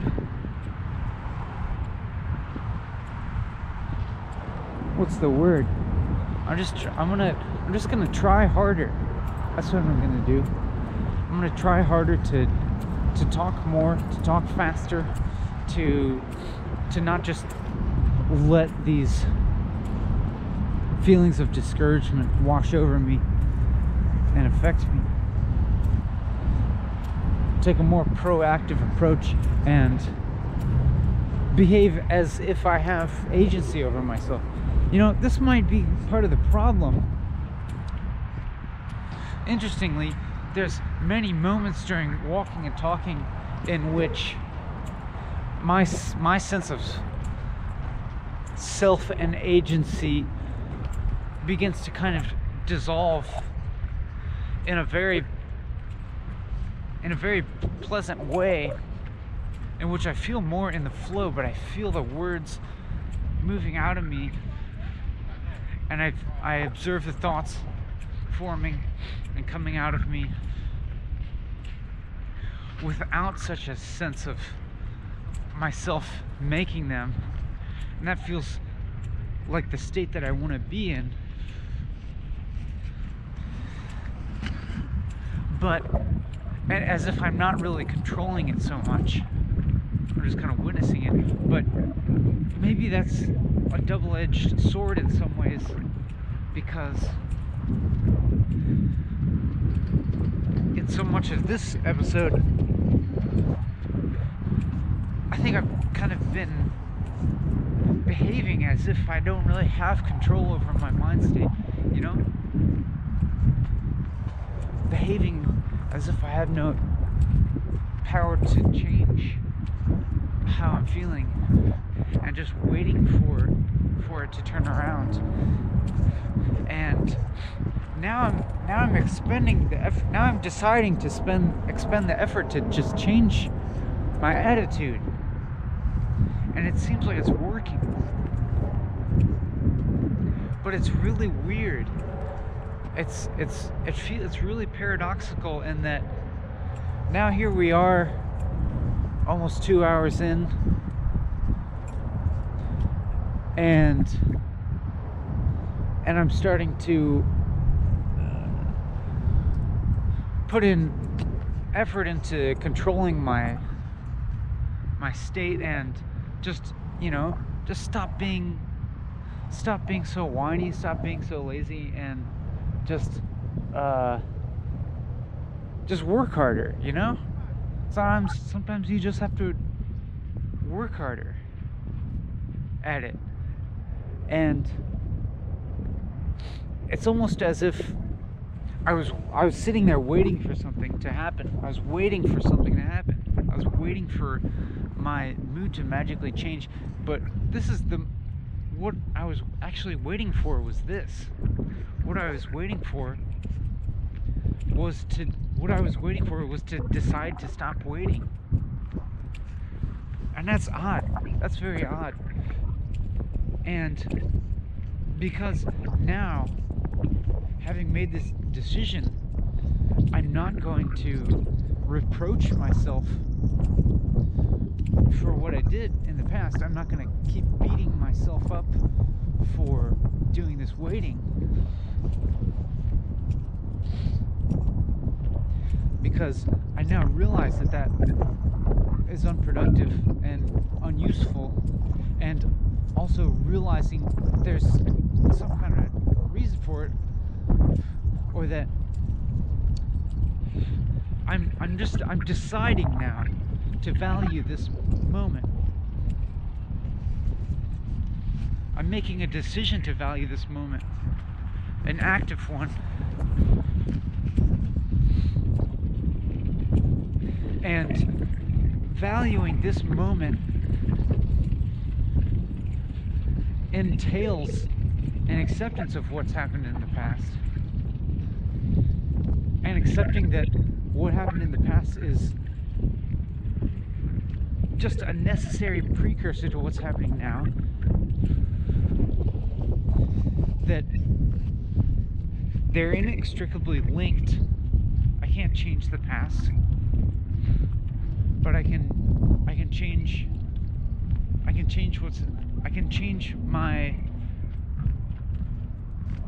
my reaction to the present. I can change my orientation to the present, and my attitude now, with an active decision.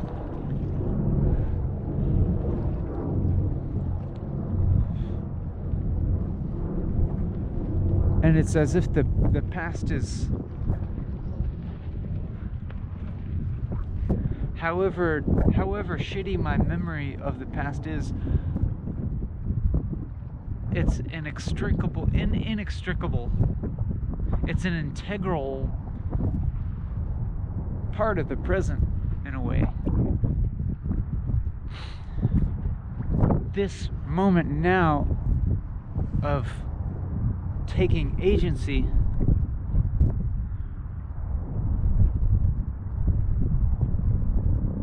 can't exist apart from the past. You know what I'm saying?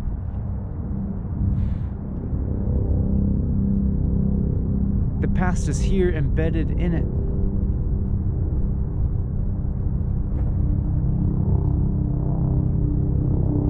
So I spent some time waiting and wallowing in self-pity.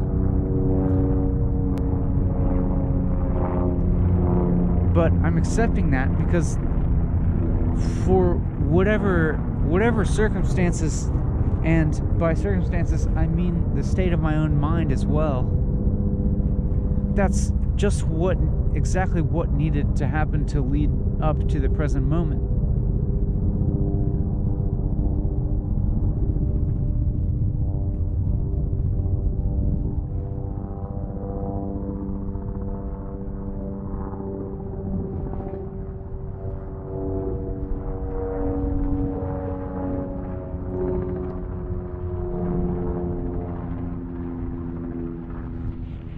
Whatever undesirable things have happened in the past, whatever shitty things have happened in the past, I can't change.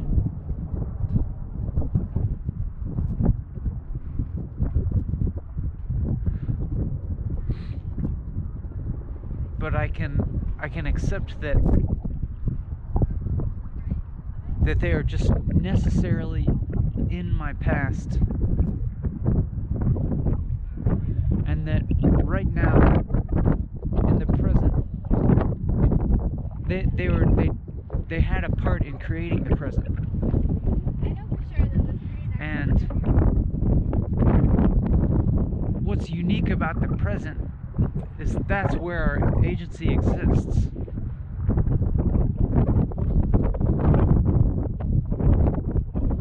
The present is the only thing where we have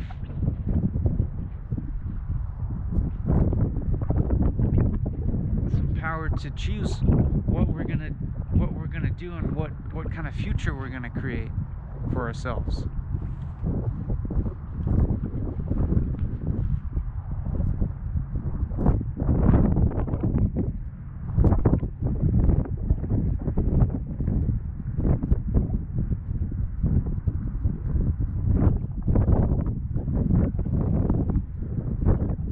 So I feel kind of I'm just suddenly now feeling emboldened.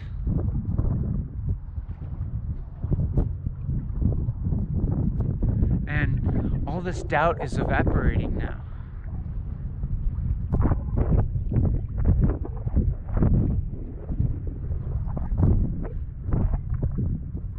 I have no doubts now that I'm going to finish this video, unless something out of my control prevents that, like the battery runs out or something like that.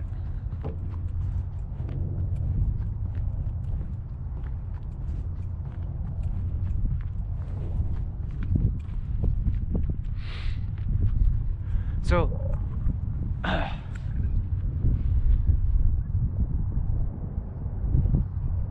this just feels pretty amazing now.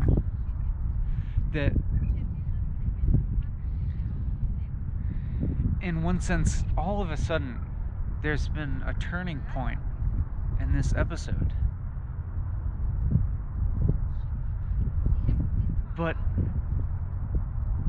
on the same token, it's not a turning point. It's all continuous.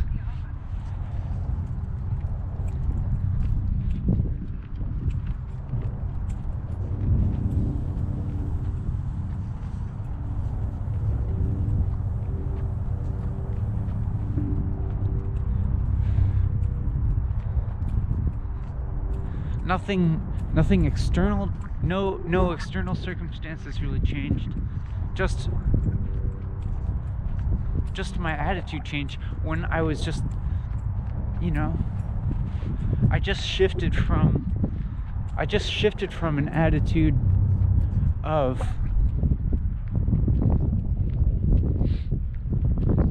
observing myself suffering to an attitude of I'm going to decide now not to suffer.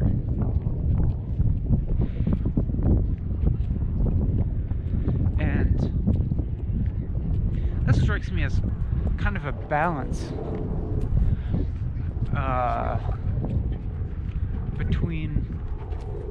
between agency and acceptance.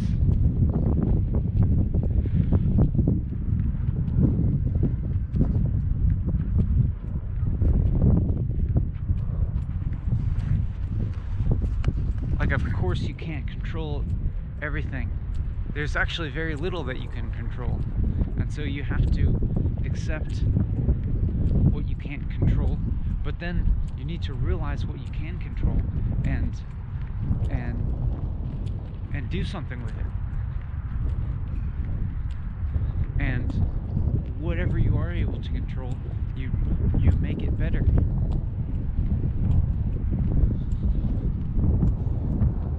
And that's all you really can do. And if you're doing that as much as you can, then you're not suffering.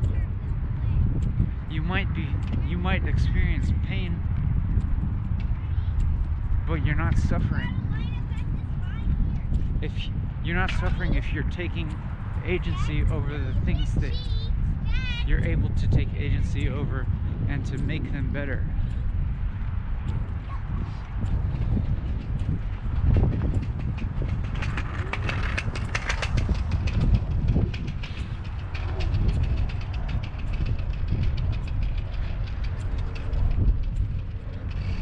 Just all of a sudden I feel so much better.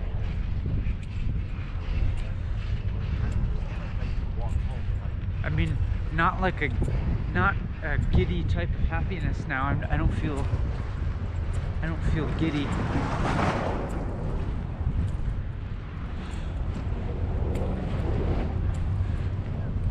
But I feel connected. I feel connected with my past and accepting of it.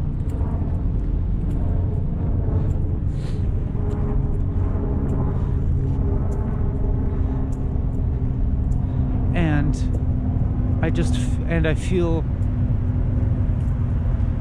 feel in control of my future. And by that I don't mean that I think that I'm able to control everything that's going to happen to me in the world, but I feel in control of how I'll respond to it now.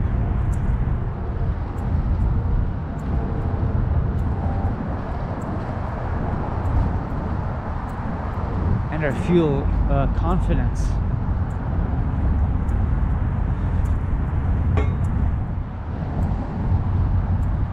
That I will be able to respond to life in an upright fashion that can continue to make life better for me and for other people. Or at least I feel confident that I'm going to try as hard as I can to do that, which is the best that I can do.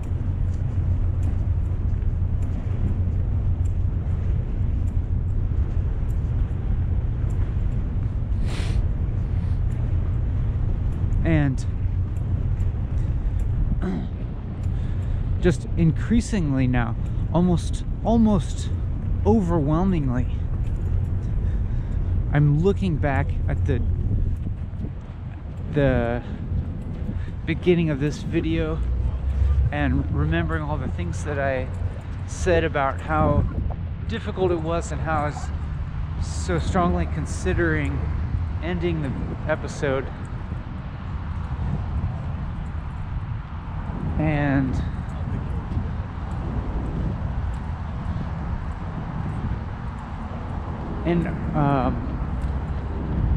I'm feeling so grateful that I continued to keep going.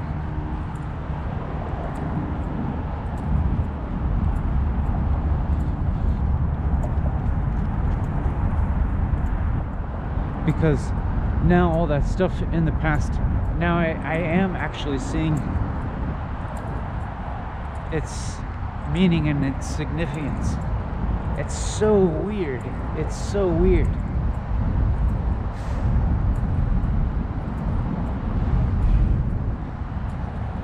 It's like reality is so inconsistent in that way, and that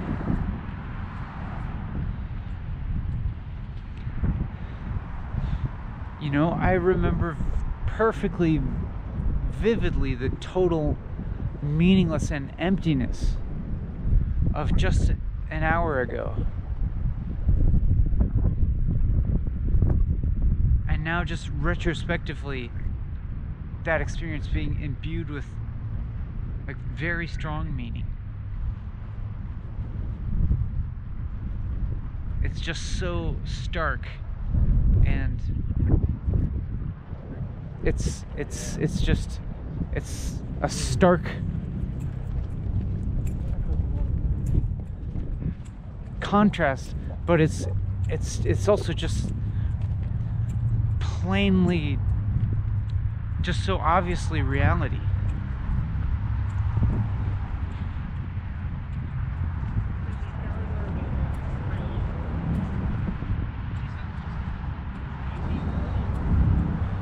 It's so plain for me to see both how I can very plainly remember how meaningless and empty and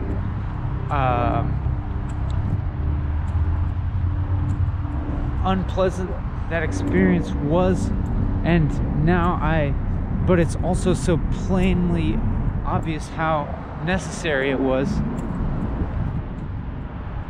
and how completely connected it was to the present experience. The present experience where I'm just feeling no worry whatsoever. And I know I've had this feeling before too. I've had this feeling of feeling no worry whatsoever. And I know that this is gonna change and go away. And that once again in the future, I'm gonna feel empty and meaningless and suffering again, and I'll feel a little bit more, I'll feel disconnected from this type of experience that I'm having. I know it's just going to happen again. But I will also have the memory of this type of experience. This experience that I'm having now, this like total turnaround, this complete reorientation of my perspective. I'm going to remember this, and that's going to play into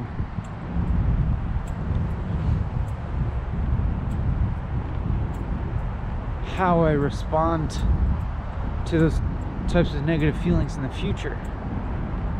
And this has happened in the past, and if not for the past experiences of this sort, it's unlucky that I would have had the determination to continue with this video.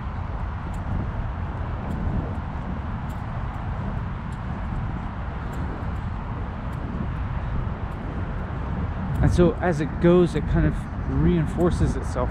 This determination kind of reinforces itself every time that it's tested and then confirmed, you know, like, and it really was confessed.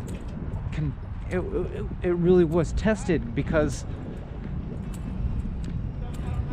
you know, I've experienced difficulty in past episodes, but this episode, especially the first hour 15 minutes, I was seriously considering stopping the episode. I was like, yeah, I've experienced difficulty, but this is really bad, you know. That's what my experience was like. Like, this is worse than all that. This is real difficulty. All that other stuff in the past, you know.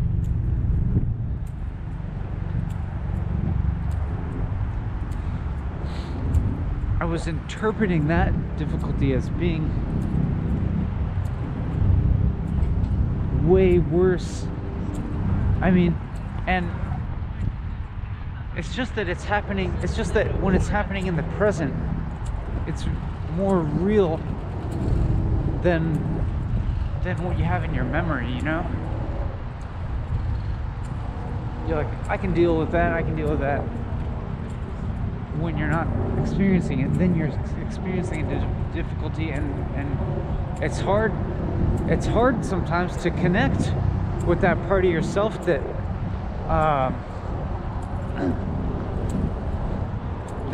that is able to accept it, you know? Because it's always new, it's always fresh. I think it's about time to turn around here. It's always, you know, anything you're experiencing in the present, it's always a unique and new experience, whether it's good or bad or neutral. And of course you have a mind that's formed by your past experiences, and the way that you respond and react to things is formed in large part by your past experiences. And so, you know, when I was, you know, facing this decision of, do I continue this episode or not, I'm referencing my memories of having similar experiences in the past. And on one hand,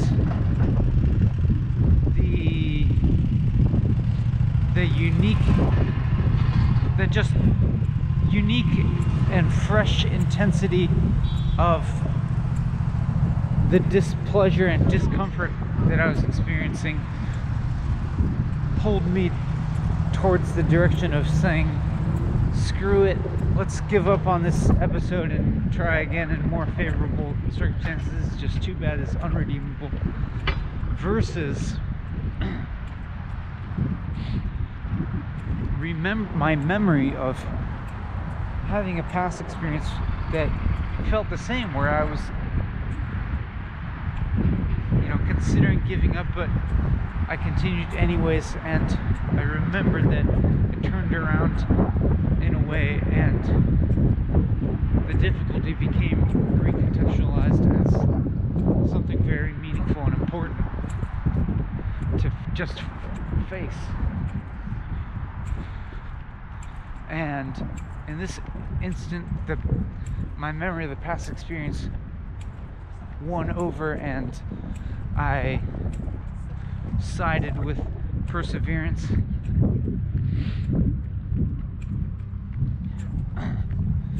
And I could say that I could put it in a way that I'm reaping the benefits of that now, but as past experience proves, I don't want to become overly confident, and you know, it doesn't make sense to reframe everything as positive now, you know, because I'm afraid that would create just too much of a dichotomy and perhaps set me up for future experiences of disappointment or disenchantment, you know?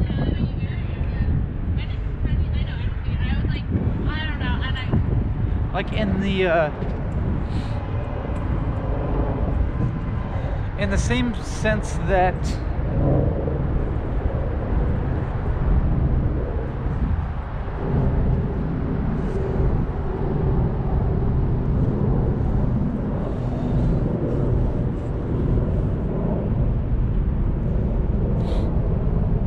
in the same sense that I'm retroactively imbuing my past experience, my past negative experiences with meaning and importance. I think I also need to respect how real that experience of discomfort was.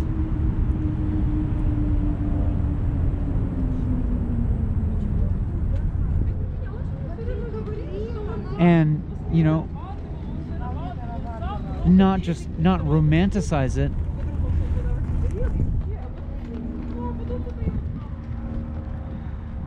and not completely put it into some positive light.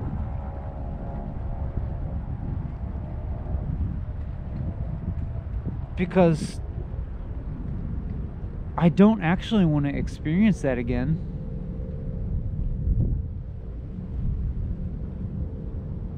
You know? It's just like that.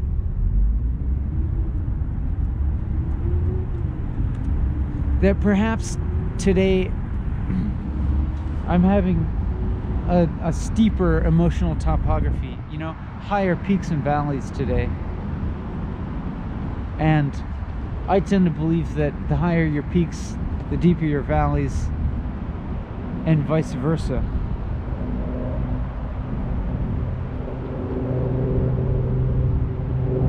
And so if I don't want to have those deep valleys,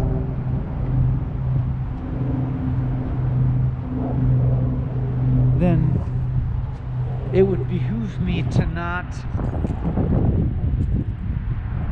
just allow myself to float up on a high emotional peak.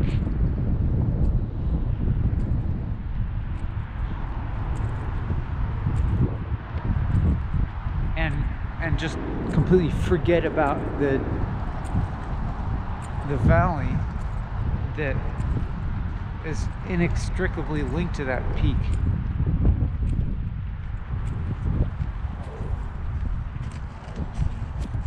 I would actually prefer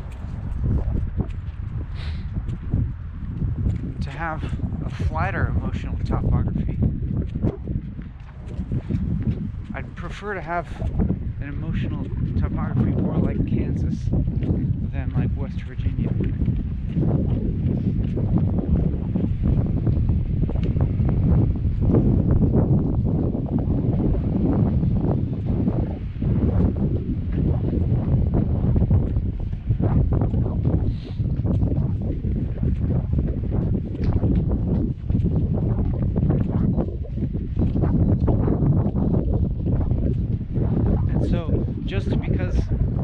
Just because I might feel some sort of elation following a period of difficulty,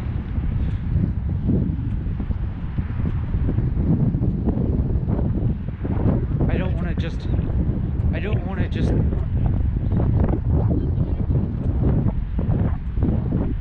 let that difficulty just, you know, slip out of my mind, or to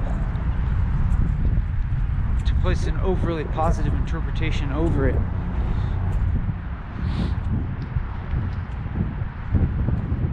I don't want to allow myself to just to slip ignorantly into some kind of euphoria.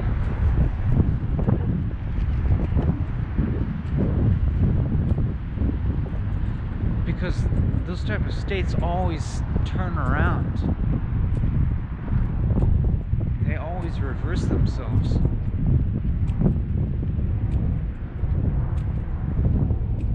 And so I kind of prefer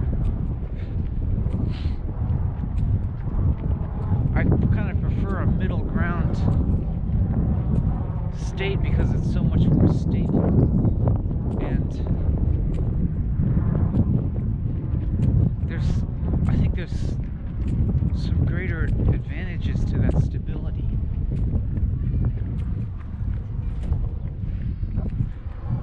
You don't feel so swept away, and you feel you're able a little bit more to predict a little bit better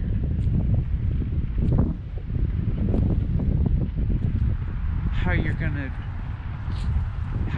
be in the future, and the people around you are gonna be able to count on you a little bit more.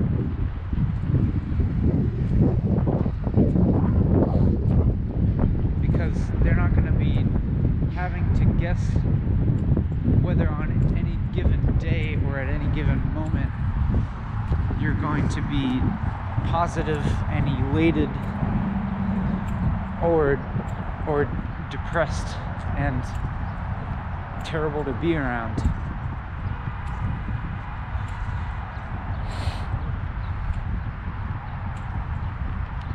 And it means you don't get swept away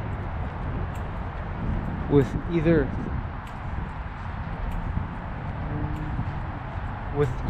just fleeting negative or fleeting positive reactions to events, to circumstances.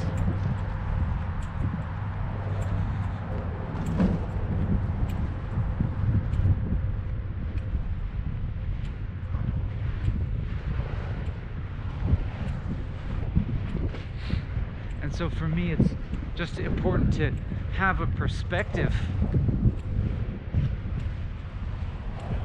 over my past experiences that acknowledges both the peaks and the valleys and just keeps them in view.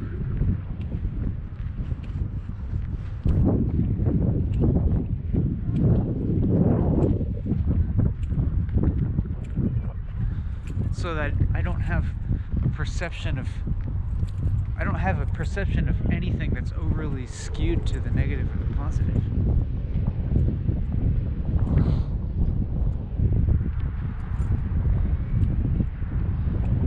I don't want to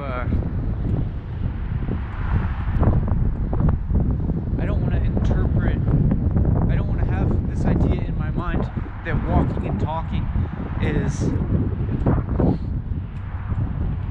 this just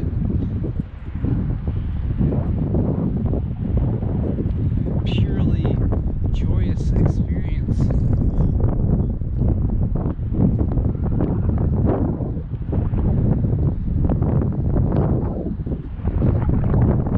And that by doing it I can just remain euphoric all the time.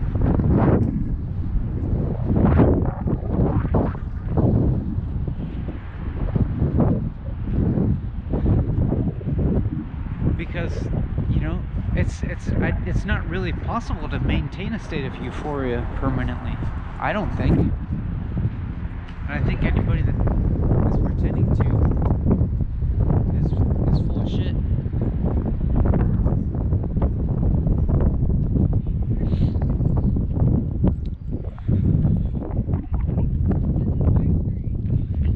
Your neurotransmitters don't work that way.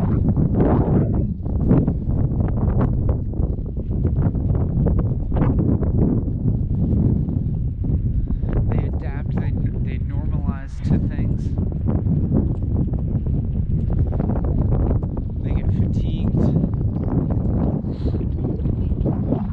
And there's reasons for pain and suffering in life.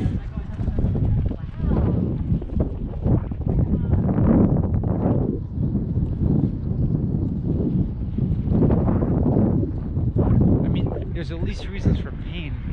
Suffering, that's another question.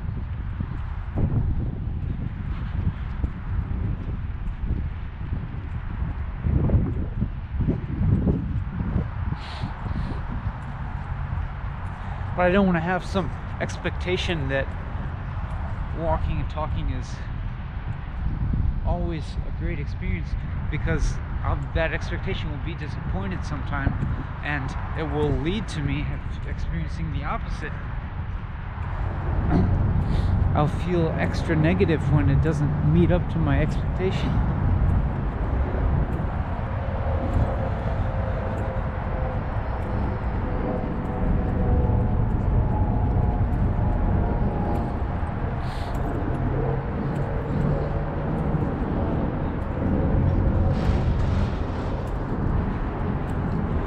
like, you know, a little while ago when I was talking about, when I was describing how I was experiencing this sudden turning point in the video where I took control of my emotional state and made an active decision to improve it.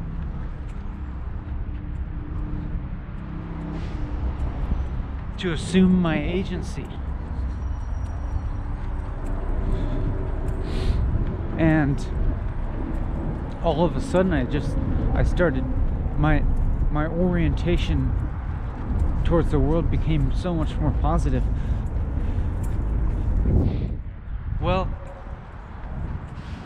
I can't just rest on that, you know. There's still much more time here. There's still a lot more time in this video to go. And I don't want to start, I don't want to adopt a lazy mental attitude after feeling some positive feelings, you know? It's not like I figured it out and I'm good now and I can just cruise now. I can just coast on that realization. No, I have to remain active and continue to put forth effort to improve my mental state and improve the quality of my talking and my thinking, and to continue to actively consider your experience as a viewer and to remember to take care of it always.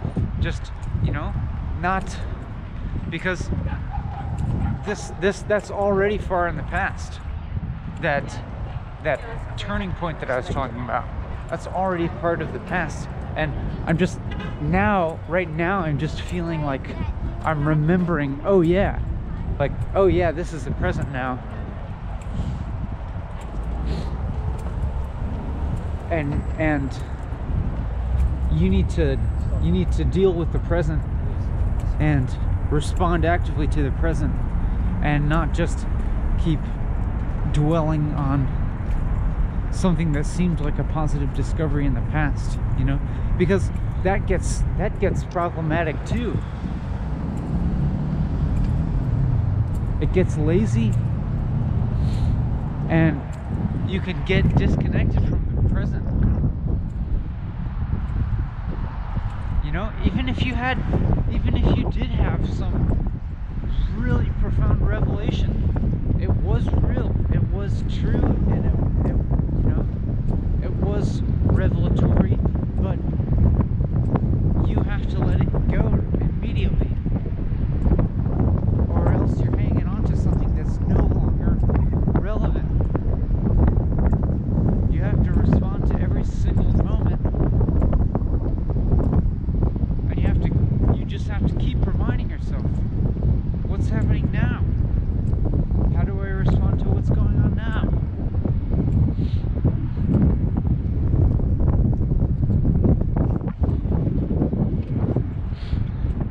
It's not necessarily helpful to be putting it through any kind of lens, whether it's negative or positive. It's just what it is.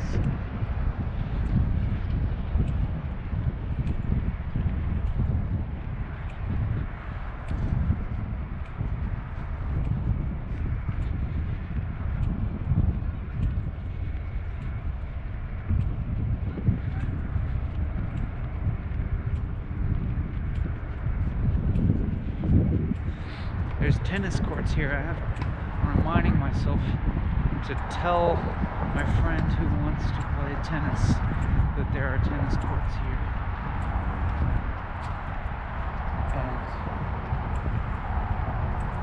And let me just see if these are like free First come, first serve.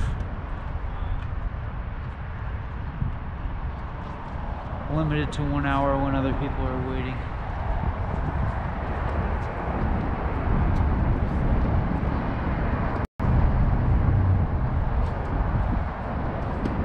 All right. Sorry there. Sorry, I'm just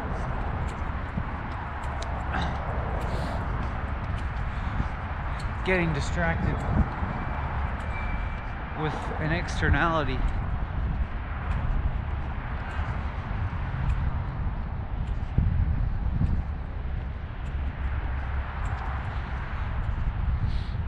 It's still cold,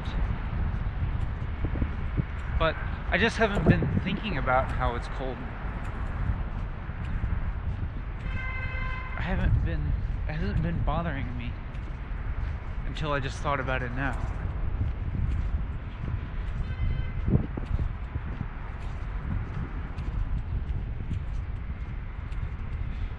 I'm picking up the pace. I'm just kind of,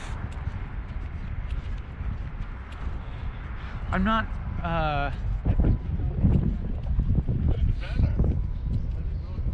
like on a high plane or anything right now. I'm not euphoric. I'm not even sure if I would describe my current state as a flow state, but to some extent I haven't been experiencing the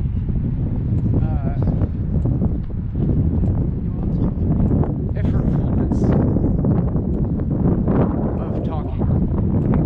I haven't been acutely aware of difficulty in coming up with things to say now, like I was a while ago.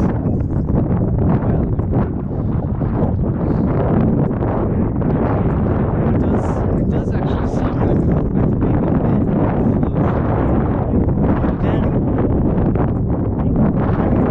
And that was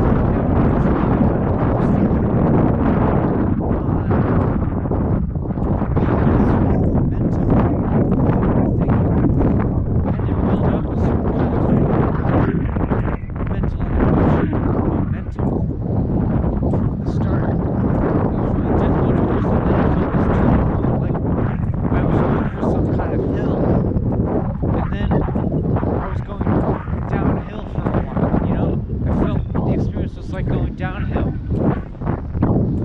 and then it kind of struck me again to stop coasting, and to stop relying on that downhill momentum, and to stay actively engaged with what's going on right now.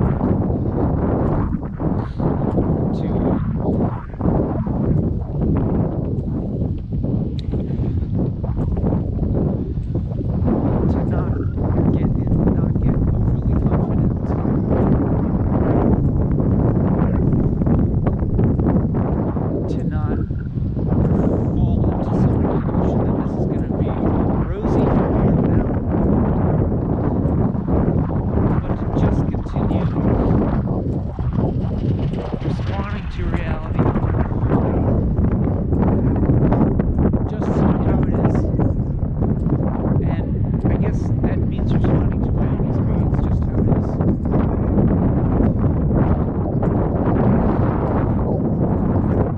without putting any abstract kind of interpretation on it.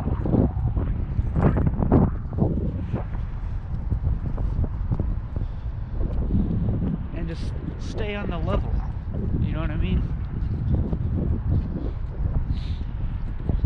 Not head in the clouds,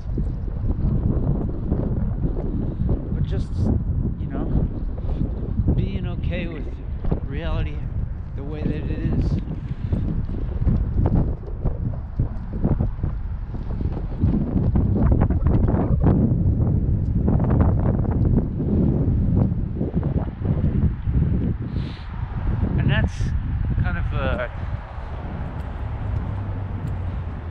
sounds to me like a cliched thing to say, and it also seems to conflict with something, one of the most important aspects of this episode, which was not to passively accept your own suffering,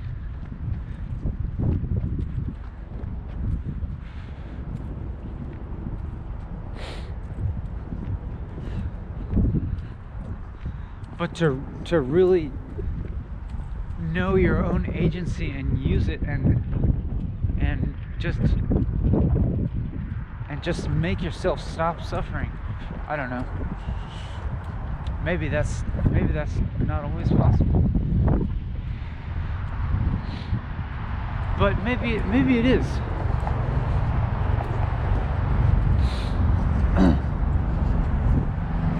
Like we were talking about this, I was talking about this earlier, when in the beginning part of this video my attitude was more of somewhat of just accepting my own annoyance and displeasure.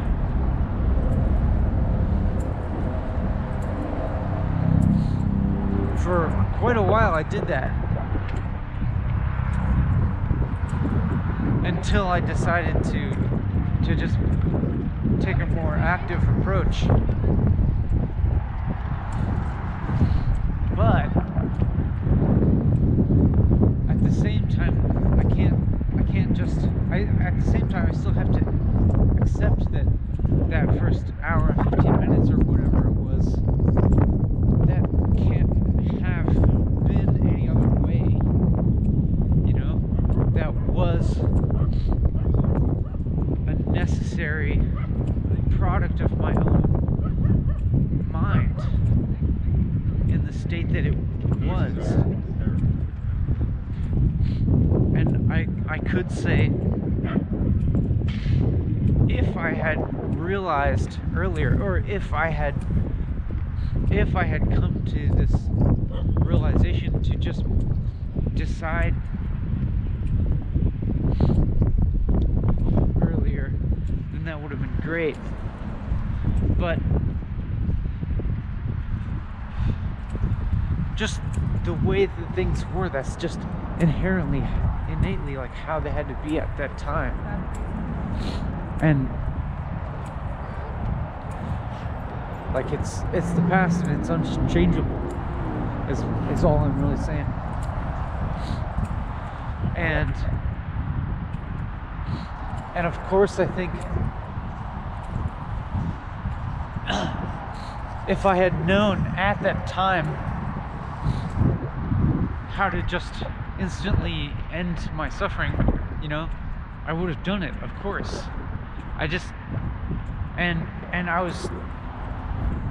My mind was struggling to figure it out. It was actually trying the whole time.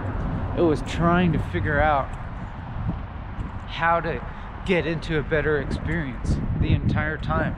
And it just took that time. And that's okay.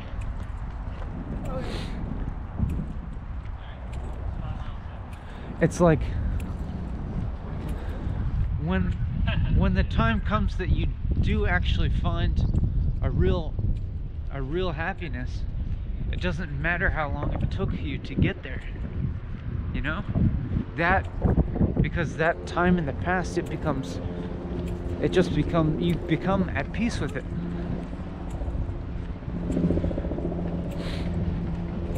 So it might take you a very long time sometimes. But you can have a kind of faith that your state is always going to change.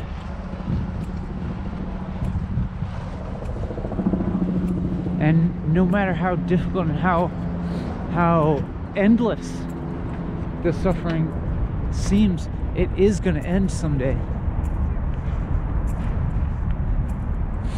and the way of it ending is unknown. It could be that the manner of it ending might actually be involve you finally discovering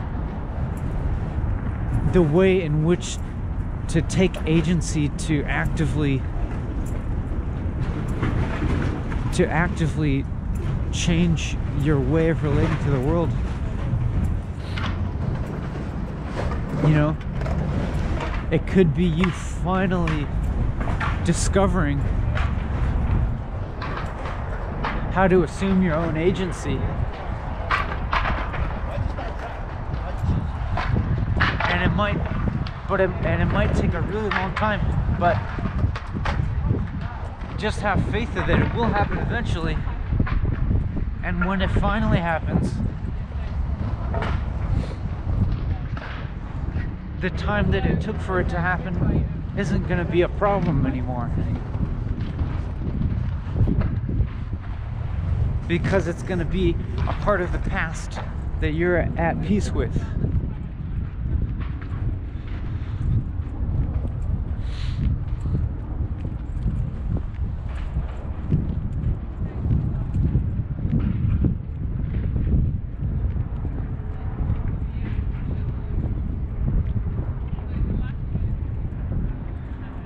I'm hearing myself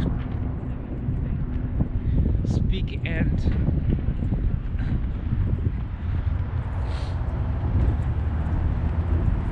I'm thinking about the quality of the stuff that I'm saying, and if I think about it in comparison to other types of media that are prevalent, that are popular,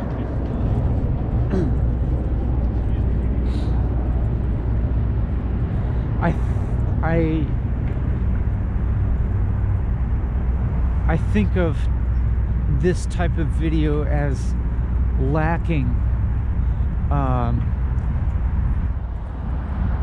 all the qualities that make other successful videos successful. You know what I mean? You know, it's like ridiculously long. It's like really devoid of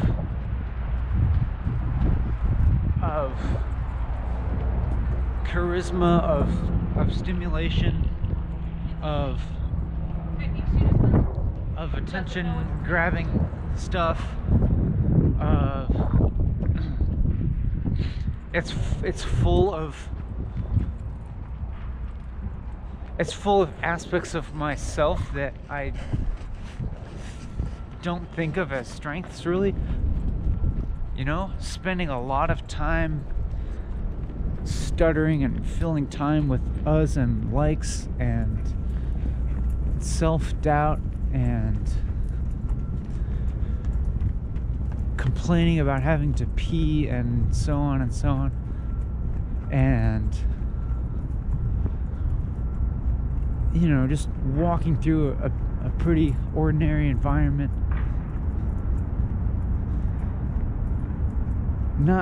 probably not looking particularly attractive.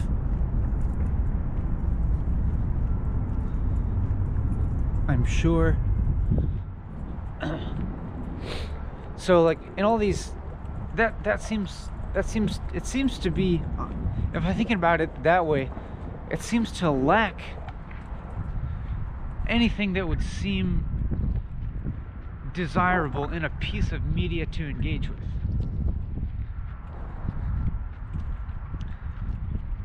But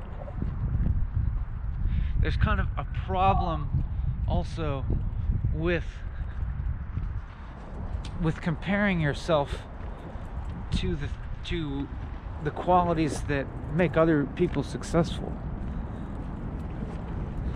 I don't know. Maybe there's a benefit in that. Maybe there's a reason to do that. Maybe it's helpful in the long run. But also, I'm starting to acknowledge a completely different sort of value in this video, I think. Just in the fact that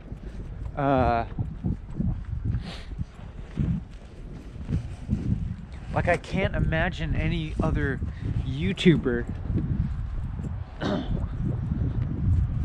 don't know. If I'm wrong, please tell me about it. I just can't imagine anybody else posting something like this to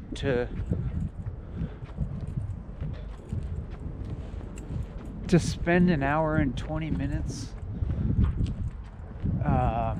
just being painfully aware of their painful awareness. Now I'm kind of boasting or something. Now I'm boasting a little bit, or I'm tooting my own horn, you could say.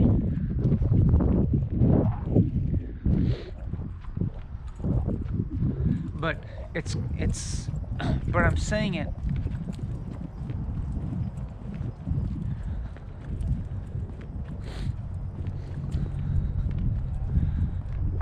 it as kind of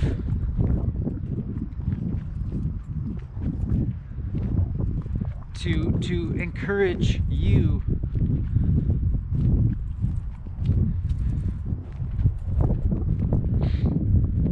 to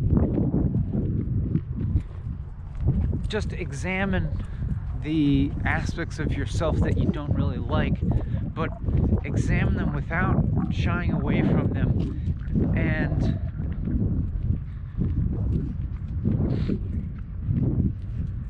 continuing to accept those things about yourself as much as you're able to.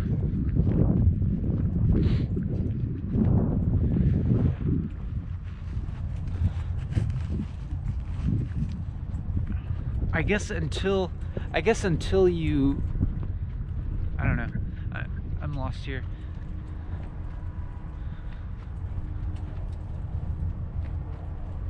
I'm lost here because there's, like I was saying, there's this paradox between accepting things that you don't like and taking agency to change them for the better.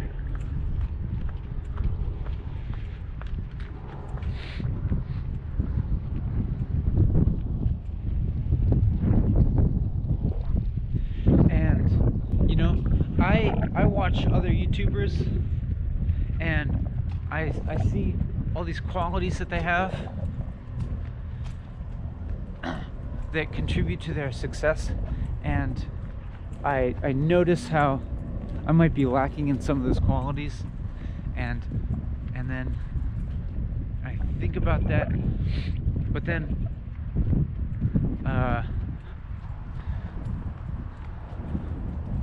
and that's not pleasant to think about, you know, it's painful.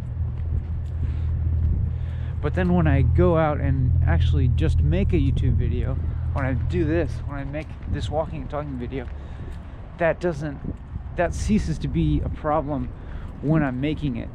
And it's not the case that I start mimicking and adopting those qualities that I saw in someone else. That's not what happens. But when I do this for such a long time, I'm eventually able to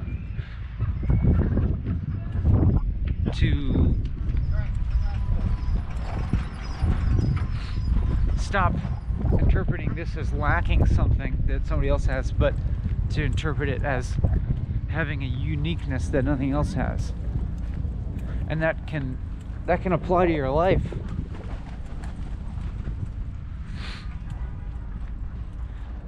I think it's good to notice and admire positive traits of other people.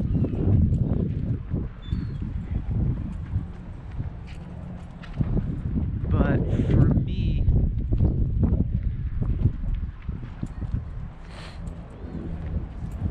trying to put forth an effort to mimic those qualities doesn't seem to be as fruitful as actually just observing the qualities that I have in myself already, and just kind of in some ways making space for those positive ones to grow.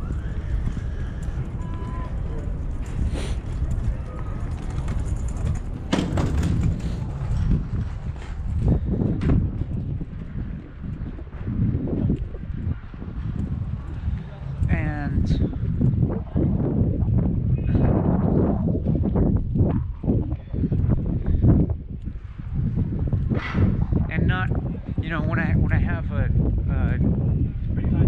judge. Oh yeah, artisanal selfie stick. That's dope.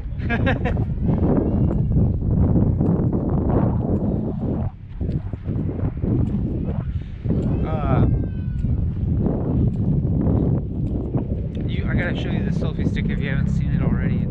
It's just like a piece of wood that I found, and I have the camera rubber banded to it.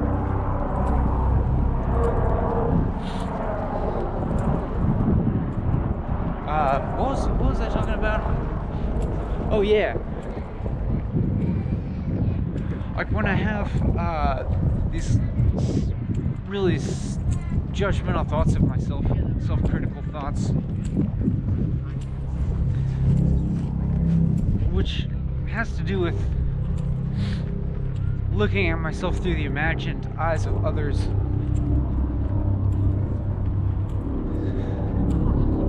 While I will acknowledge that there is probably a certain social function to that kind of thinking, that, you know, it's of course good to have an understanding of how your behavior affects other people around you, and to have an awareness of how you fit in or don't fit in, or contribute or don't contribute to society.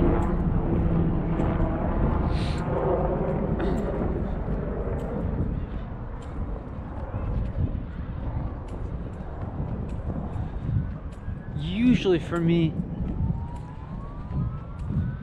having these self-critical thoughts, I don't want to give them too much food, you know?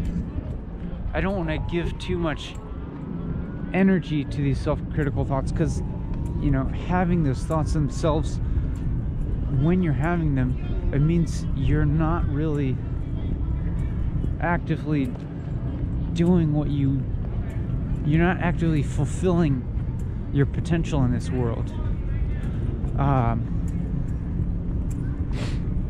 But interestingly for me, when I'm doing this walking and talking thing, it's almost like both things are happening simultaneously. I'm sometimes, like for instance in earlier parts of this video, having tons of self-critical thoughts,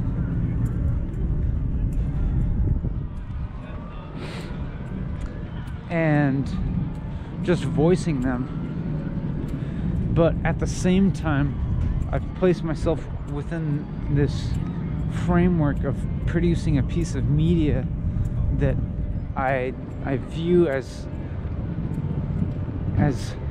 being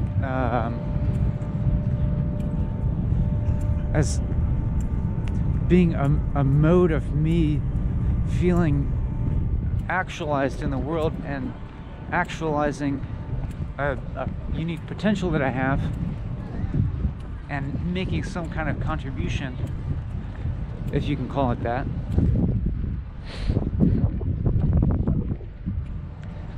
It's like a framework wherein that otherwise unproductive behavior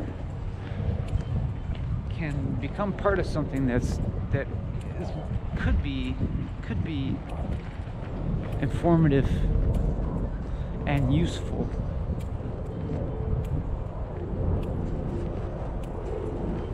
you know, contribute to some insight about the nature of mind.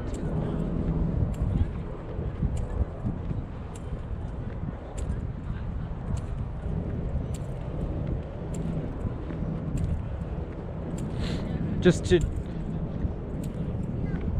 like, if you're watching this video, if you've watched this whole video, you have to have noticed the change that's happened. You know, I'm walking back now and I'm retracing my path and remembering what I felt like when I was here a couple hours ago, and it's completely different.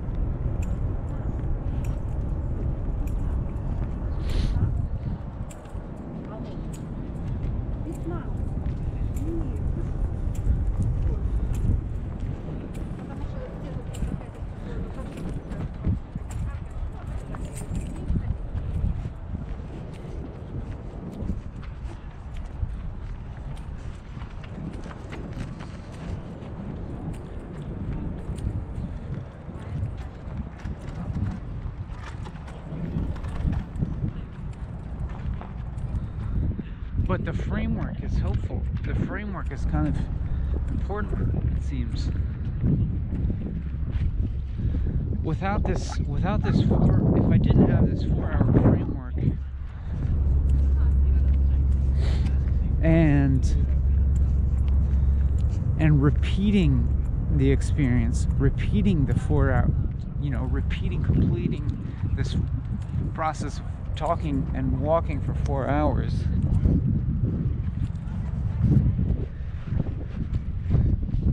if I had had that difficult experience that I had earlier,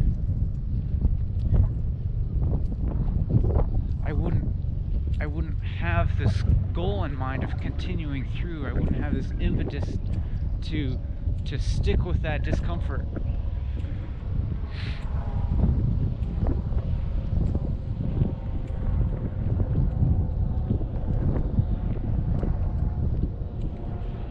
And it's by sticking with that discomfort that I'm able to gain any kind of insight into it, and a kind of insight that will probably affect how I'm able to respond to things like that in the future.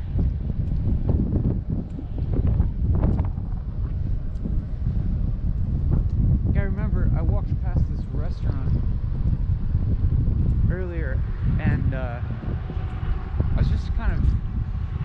was looking at the people inside, just feeling annoyed by their presence.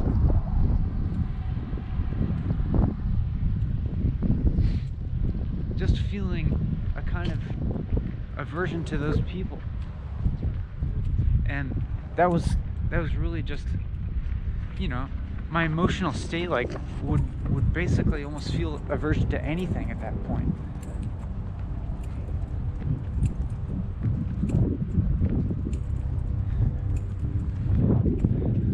And now I'm just fine. It's not that I'm not feeling an ecstatic love for all those people in there exactly, but they're fine. They're who they are. They're other people just like me.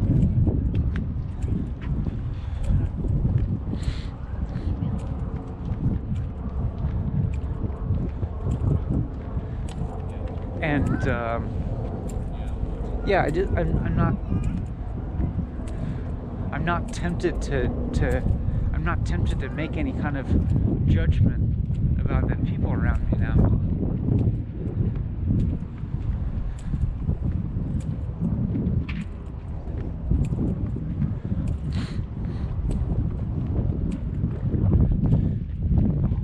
Because, you know, I just know this,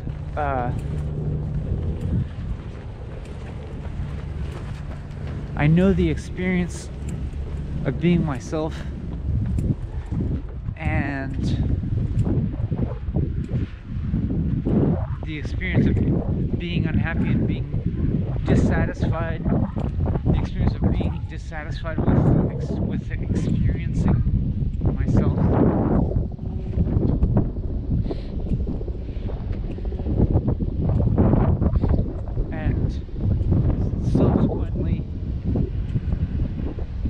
subsequently gaining a perspective that allowed me to just accept that that was a necessary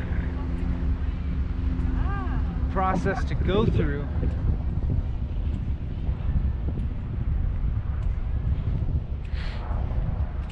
And it's like, how could I ever just hate another person, you know?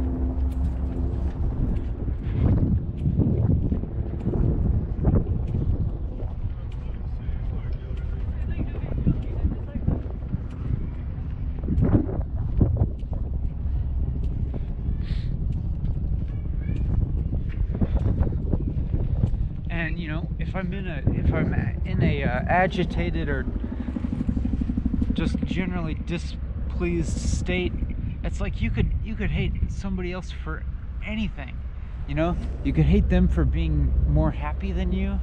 You could hate them for being angry. You could hate them for having more than you. You could hate them for having less than you. You could hate them for being too similar to you. Just anything. Like any reason you could find.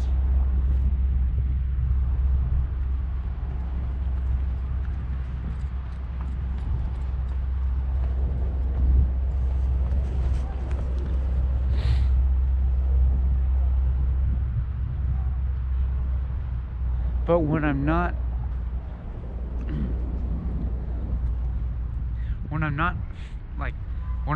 suffering just at the mere experience of being who I am, there's just no reason.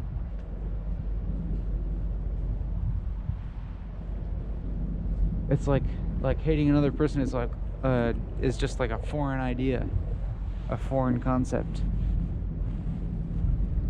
But you know, at the same time, I'm familiar with it.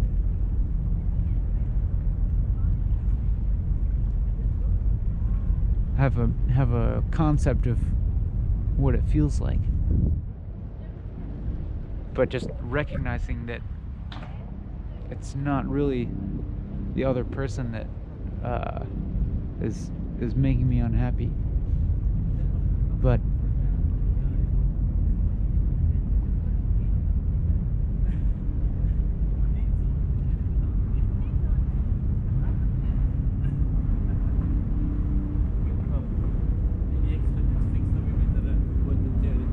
you know, then I have to realize that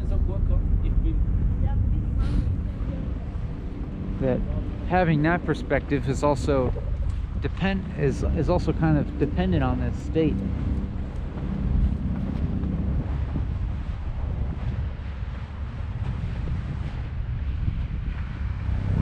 There's this Coast Guard staring at me with a machine gun.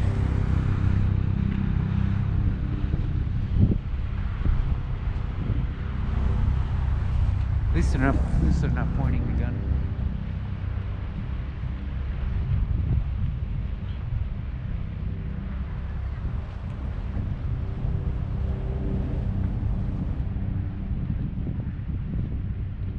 I think I probably sound like a Buddhist right now.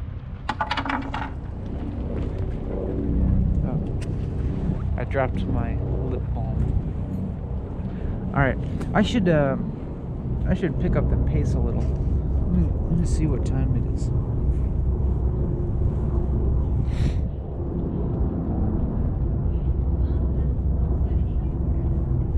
Still got a little ways to go.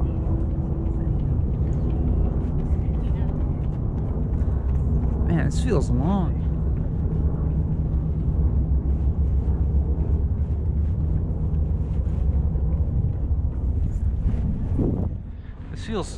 This episode feels really long. I feel like I should be coming to the end soon, but there's still, I don't know exactly, but there's still like there's like 30 to 45 minutes left to go or something like that.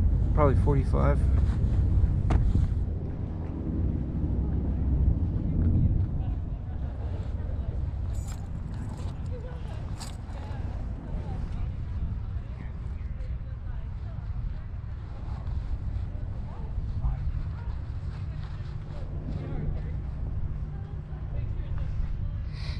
This is like one of the more difficult episodes. It's very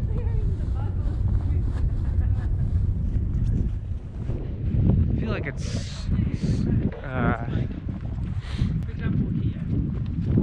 there's not been a lot of fun in this episode. It's mostly been sobering. But I think there's a place for that. I'm imagining this episode perhaps being useful for somebody that is in a dark state.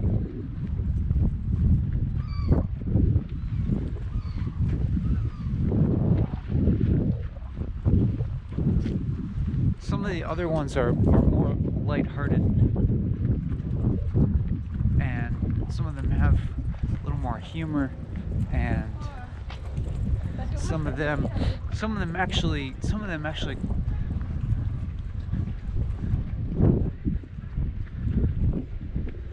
seem to contemplate. Some of the other episodes seem to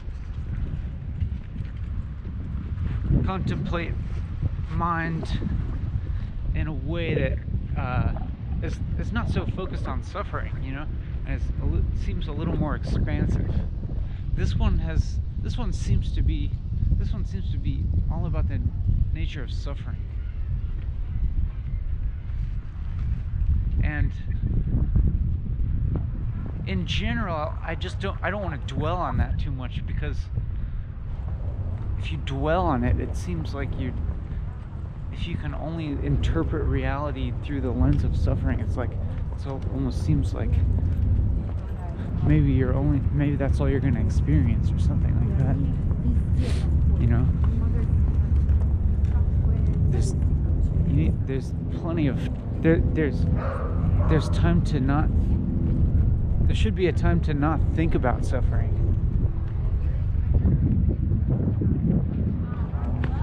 But at the same time, there's also a time to think about it and to address it. So this could be an episode that could be useful for somebody who's suffering. And I wonder even if the agitated mind state that I was in at the beginning of the episode could be relatable to somebody in a similar mind state, if they could actually watch it and relate to it because they're feeling similar, or are familiar with that state.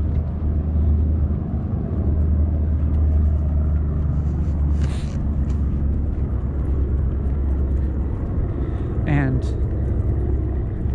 I think that this is an episode where some perspective is gained on that.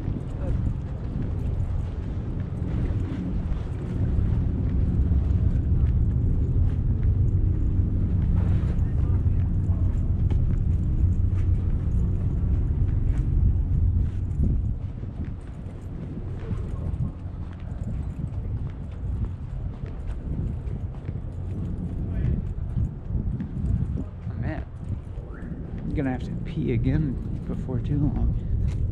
It's not as bad as before though.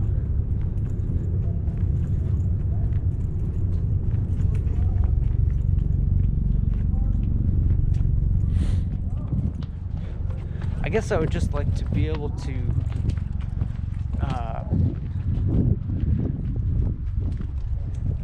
well, there's some weird pedals on the ground. Oh, they're parts of pine cones.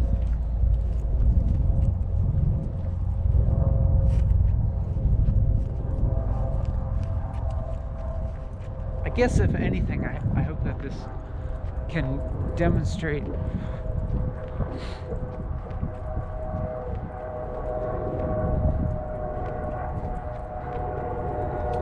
something about how our perspectives change.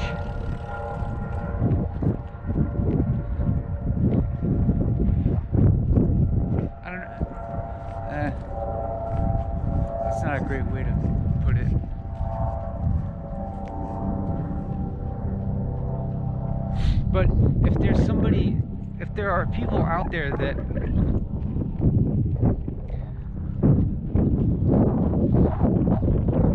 when you're having a negative experience and you can't seem to gain any perspective beyond it or above it, and it might seem hopeless, like it's never going to change,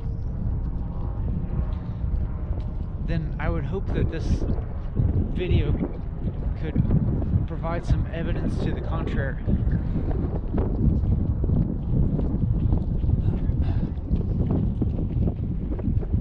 Because I think it's like demonstrating it in a real life situation. It's observing itself while it happens.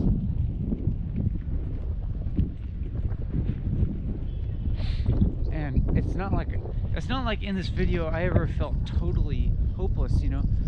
The spark of hope was in there the whole time.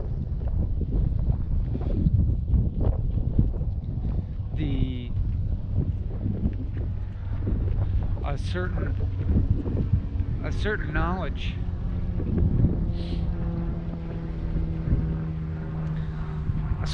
that my bad mood would turn around.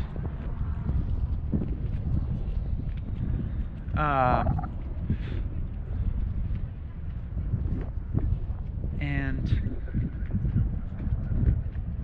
I think that some spark of awareness like that does actually exist in everybody. I think everybody has that capacity. There is some part of you, there is some awareness that you have that knows that things are gonna change.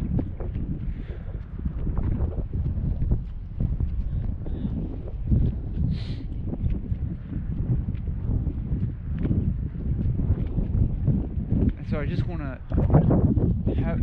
to strengthen that when things seem bad and hopeless.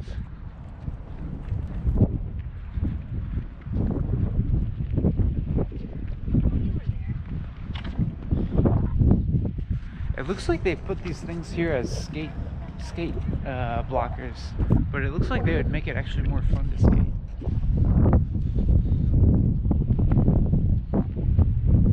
Except for the possibility that your board's going to shoot off into the water, which happened to me once when I was skating in Chicago many years ago. And there's these curved walls right by Lake Michigan, somewhere in Chicago, that are just great for skating. It's like a quarter pipe right there by the water, and of course you have to be really careful not to let your board just like fly out right into the lake. And of course that's exactly what happened to me on a brand new deck. Just bought that deck that day, and whoosh, right into the gross polluted lake, falls down between some rocks. I even got, there's like a bunch of rocks there. It's like a ledge, and then there's big boulders, and I could see my skateboard down there between a couple boulders. So my friends like lowered me down. I'm there crawling over these like algae covered rocks and to my skateboard, and then like some motorboat, I'm close to getting it, almost gonna get it, and some motorboat comes by, and the wake from the motorboat comes and like jostles my skateboard, and it falls like deeper down there where I can't even reach it. And you know, in this like polluted ass water, there's like a diaper floating in there.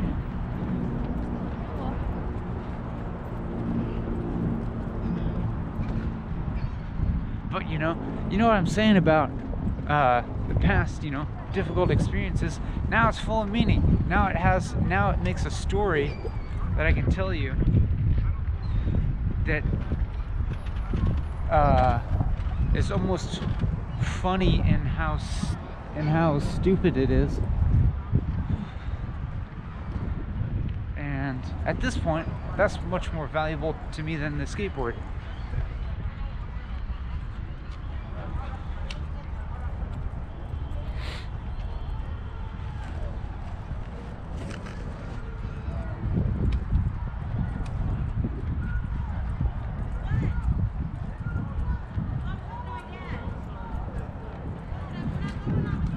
I usually don't tell stories like that, but why not? It illustrates, you know, it relates, it ties into what's going on here. It's an allegory.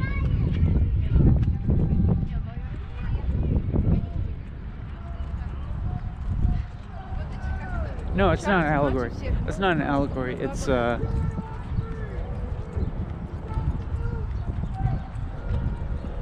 more like a what is it?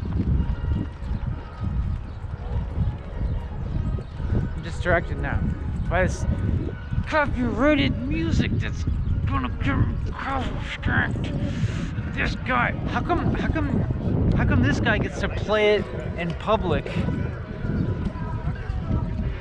in a public space, but if I walk past and it gets into the recording thing, I'm gonna get copy striked. I gotta get out of here. And everybody's staring at me because I'm running with a big stick. I'm just trying to get away from the copyrighted music. Get me away. Save my content. Let me not violate the rules of copyright.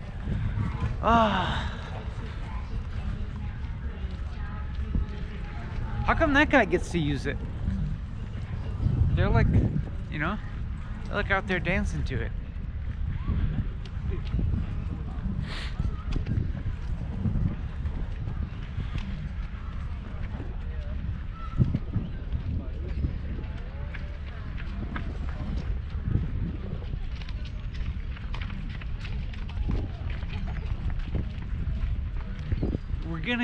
We're starting to get a little bit more whimsical. I'm tired of walking.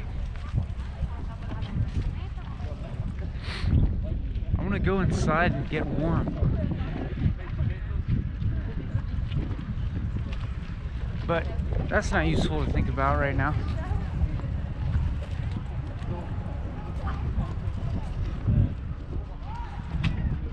This is, everybody's photographing everything here.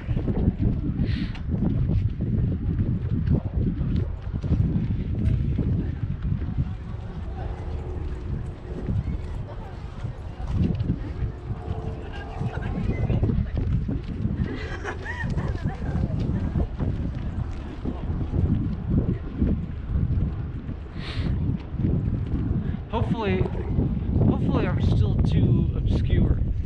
Hopefully this channel is still obscure enough that some jerk isn't gonna copy strike me.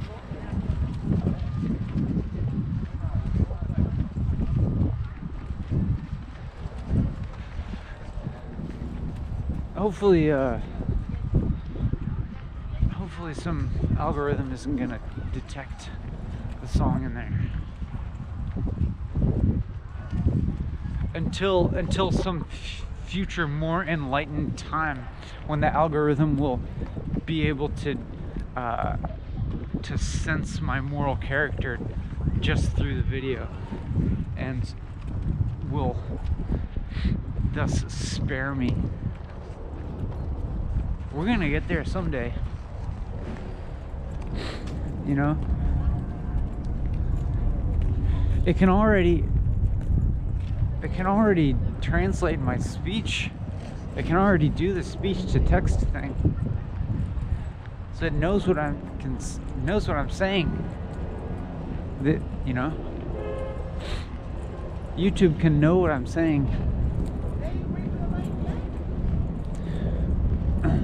We just got to develop the technology to the point where it can interpret the subtle movements of my face, my facial expression, and the inflection in my voice, as well as the content of what I'm saying.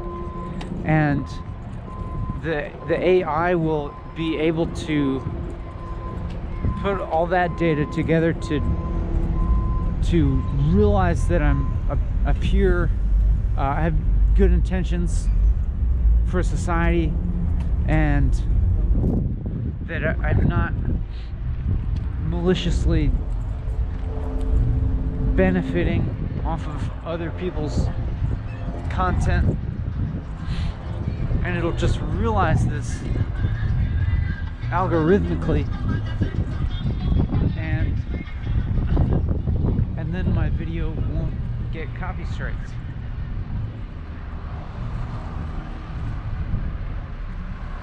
I think that might happen someday. Something like that.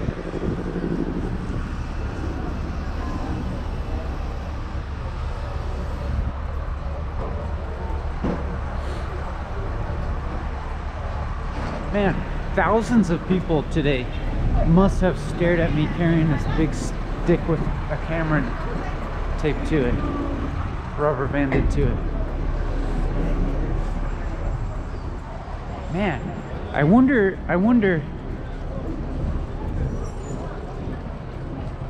if what number is larger, the number of people IRL who have looked at me today, or the number of people that will watch part of this video. I'm gonna guess the latter.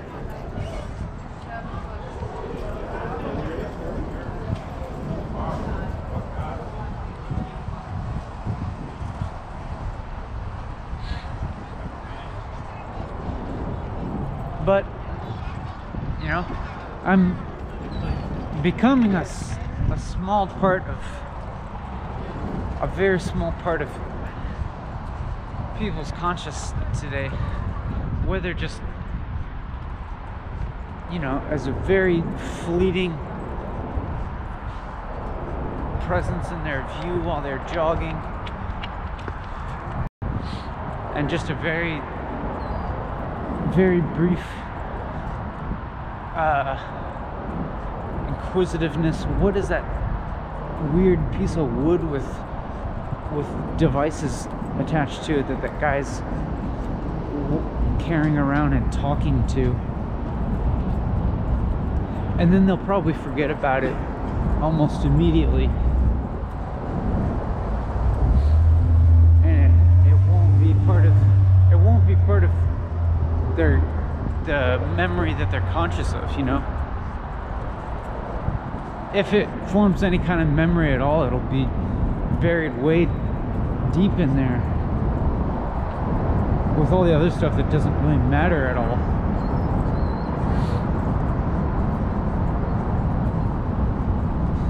But your experience is a lot different in that, A, you've come to witness this with some volition of your own,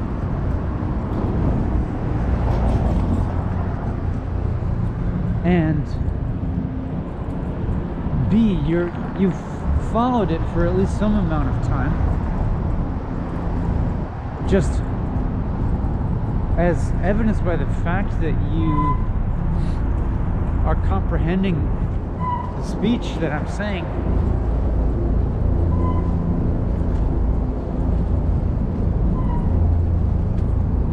And it's like you're along with me on this walk, and actually privy to my experience in a somewhat intimate way, albeit mediated by the video technology. It's still a much more intimate interaction than the IRL passerby.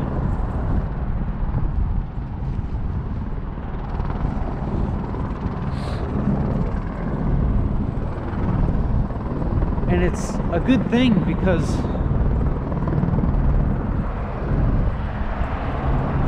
when this is on YouTube, it's just there and it's available, and it's not really intruding into anybody's experience unwanted. You know, the most it's gonna do is perhaps show up in your sidebar as a thumbnail.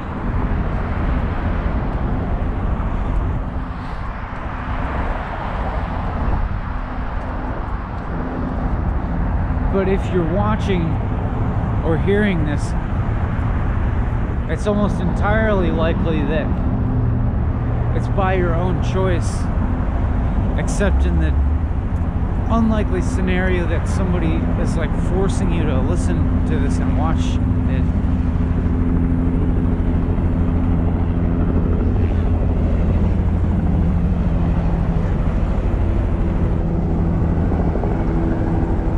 But that doesn't seem like an interesting thing to remark upon. It's unremarkable. Unremarkable.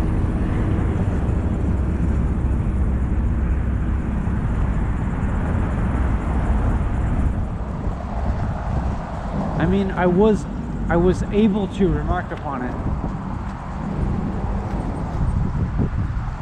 but I don't know if that's the real definition of remarkable.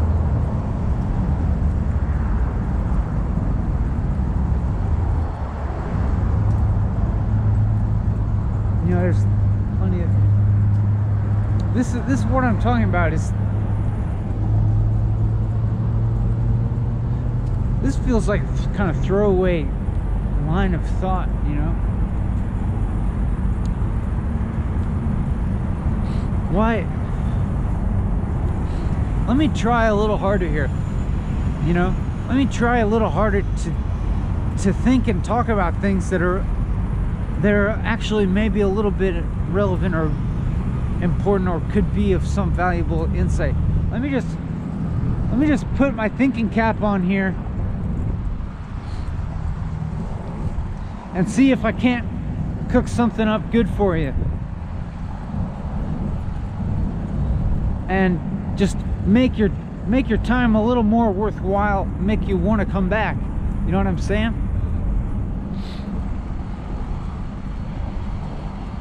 I'm almost back to the point where I began, but I still got a little while to go. A little while, I think. Yeah, at least a little while. Let me look. What if this turns out to be... Oh,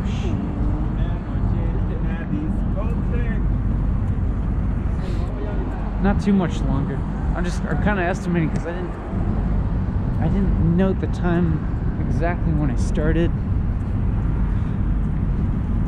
and I stopped the video at that time when I went into the bathroom. That was kind of pivotal, you know. I stopped the video to go in and take a pee, and it's like I actually, because I wasn't gonna film in a public bathroom, but it actually gave me a short psychological break. And after I came out of the bathroom, I realized that you wouldn't know if I took a few extra minutes to contemplate whether I should keep going or not. And I did. I took like 3 or 4 minutes, and I was like, man, I'm stopped now. What if I just stop? What if I just don't turn the camera back on today? And then I decided to keep going. And then I got over the hill, and I was going downhill, and now I'm back on the, then I was back, trying to stay on the level, and here I am. I feel like it's towards the end now. It's towards the end, and I'm still kind of, I'm back to kind of expending a little bit of effort, it feels like. But if I'm able to just keep backing up my perspective, keep zooming out,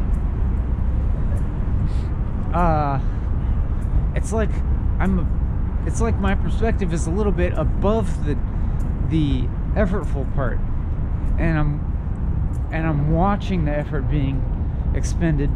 And now when I'm talking, it's as if I'm more, you know, I started to remark about my own expenditure of mental effort in order to talk about things that seemed relevant or insightful. And when I started remarking upon that, then I started to identify with the level of perception that was above that effort expenditure and looking upon it, and then the effort was gone. The experience of expending the effort was gone because I was now identified with a higher perspective, or at least an outside perspective, a perspective that is outside the whatever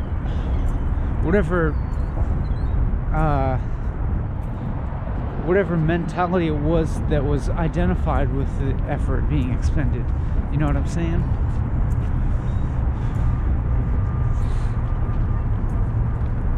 This guy's filming seagulls. I can film them too. I need some stuff to like feed these birds. That would be fun. I need to like put a French fry on the lens of the camera. I wonder if I can figure that out.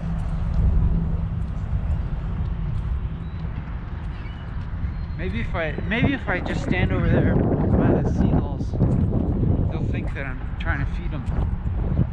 I'm just trying to trick them into flying right at the camera. Hey, buddy. I think my artisanal selfie stick is gonna scare them off. You know, it looks like a weapon.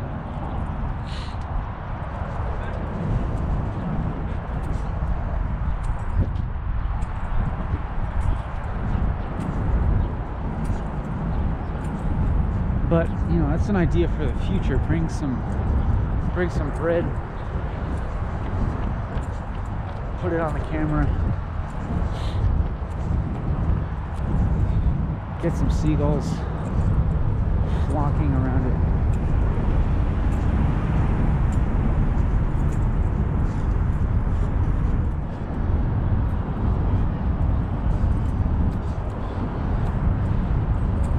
So I'm back here at the, you know, close to the end of the video, and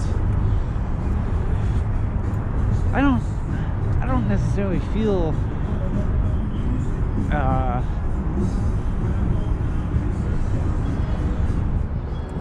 in any kind of elevated state at all, really. Oh, here I am breaking the law again. I'm just gonna try and keep talking over this music as much as possible so that it's as obscured as possible, so that I'm less likely to be in violation of copyright laws. We'll see how that goes. But boy, they blast that shit. They want everybody to hear it.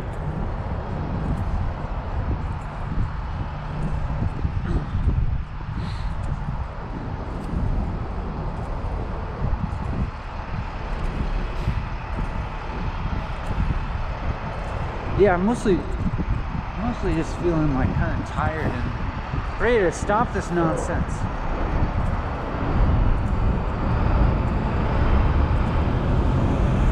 But shouldn't I be like leaving you off with some kind of emotional reward for having stuck it out? I gotta pee again. Oh, well, look at that. Restrooms this way.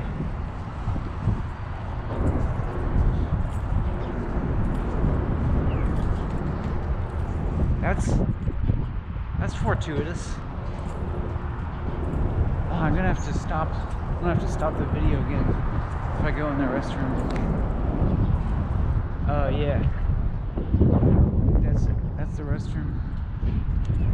Man, I have to pee twice in one episode. That's crazy. How much time's left?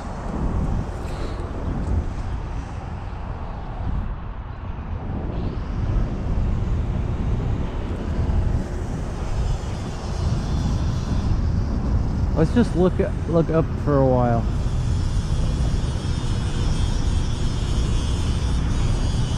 It's so noisy here. No relief. This is like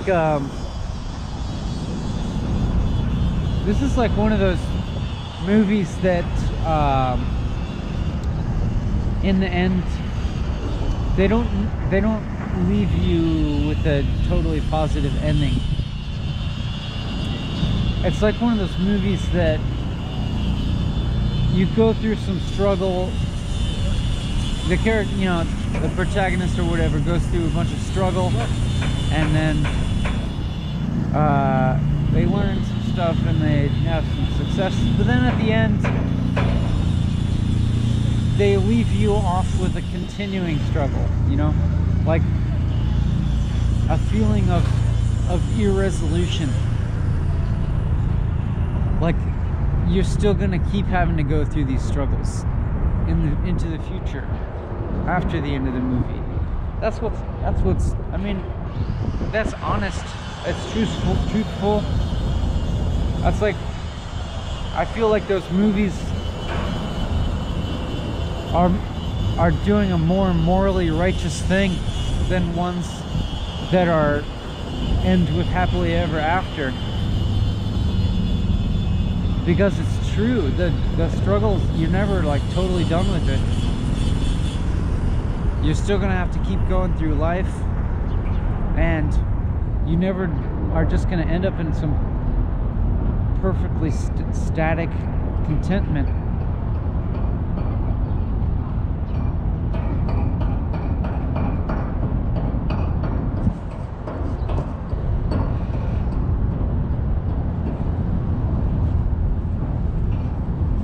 So I think that's what this episode is like. I'm trying to think of a good example, but maybe it's more like a television drama. You know, television drama in every half hour or 1 hour, probably 1 hour, right? 1 hour series of like House or I don't know what. I don't watch TV anymore. I don't know what television. Game of Thrones. I've never seen a single minute of a single episode.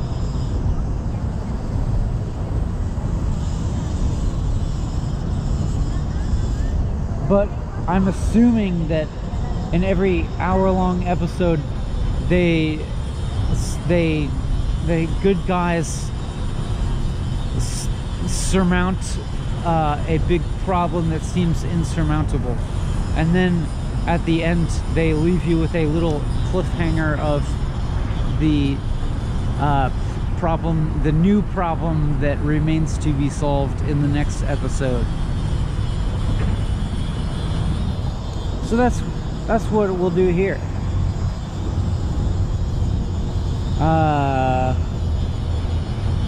You know, we had some major accomplishments in this episode of Walking and Talking. We surmounted the seemingly insurmountable challenges of existing as a person, and we took a little bit of time to celebrate that success and appreciate it and learn lessons from it that can be applied to the future. And And then we reminded ourselves not to get overly confident and to continue to respond to the present in an appropriate manner, and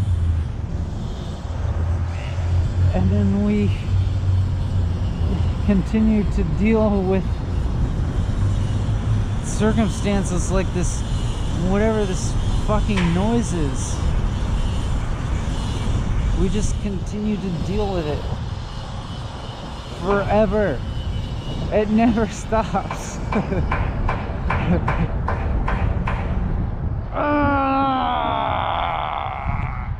I'm stopping this now. See you next time.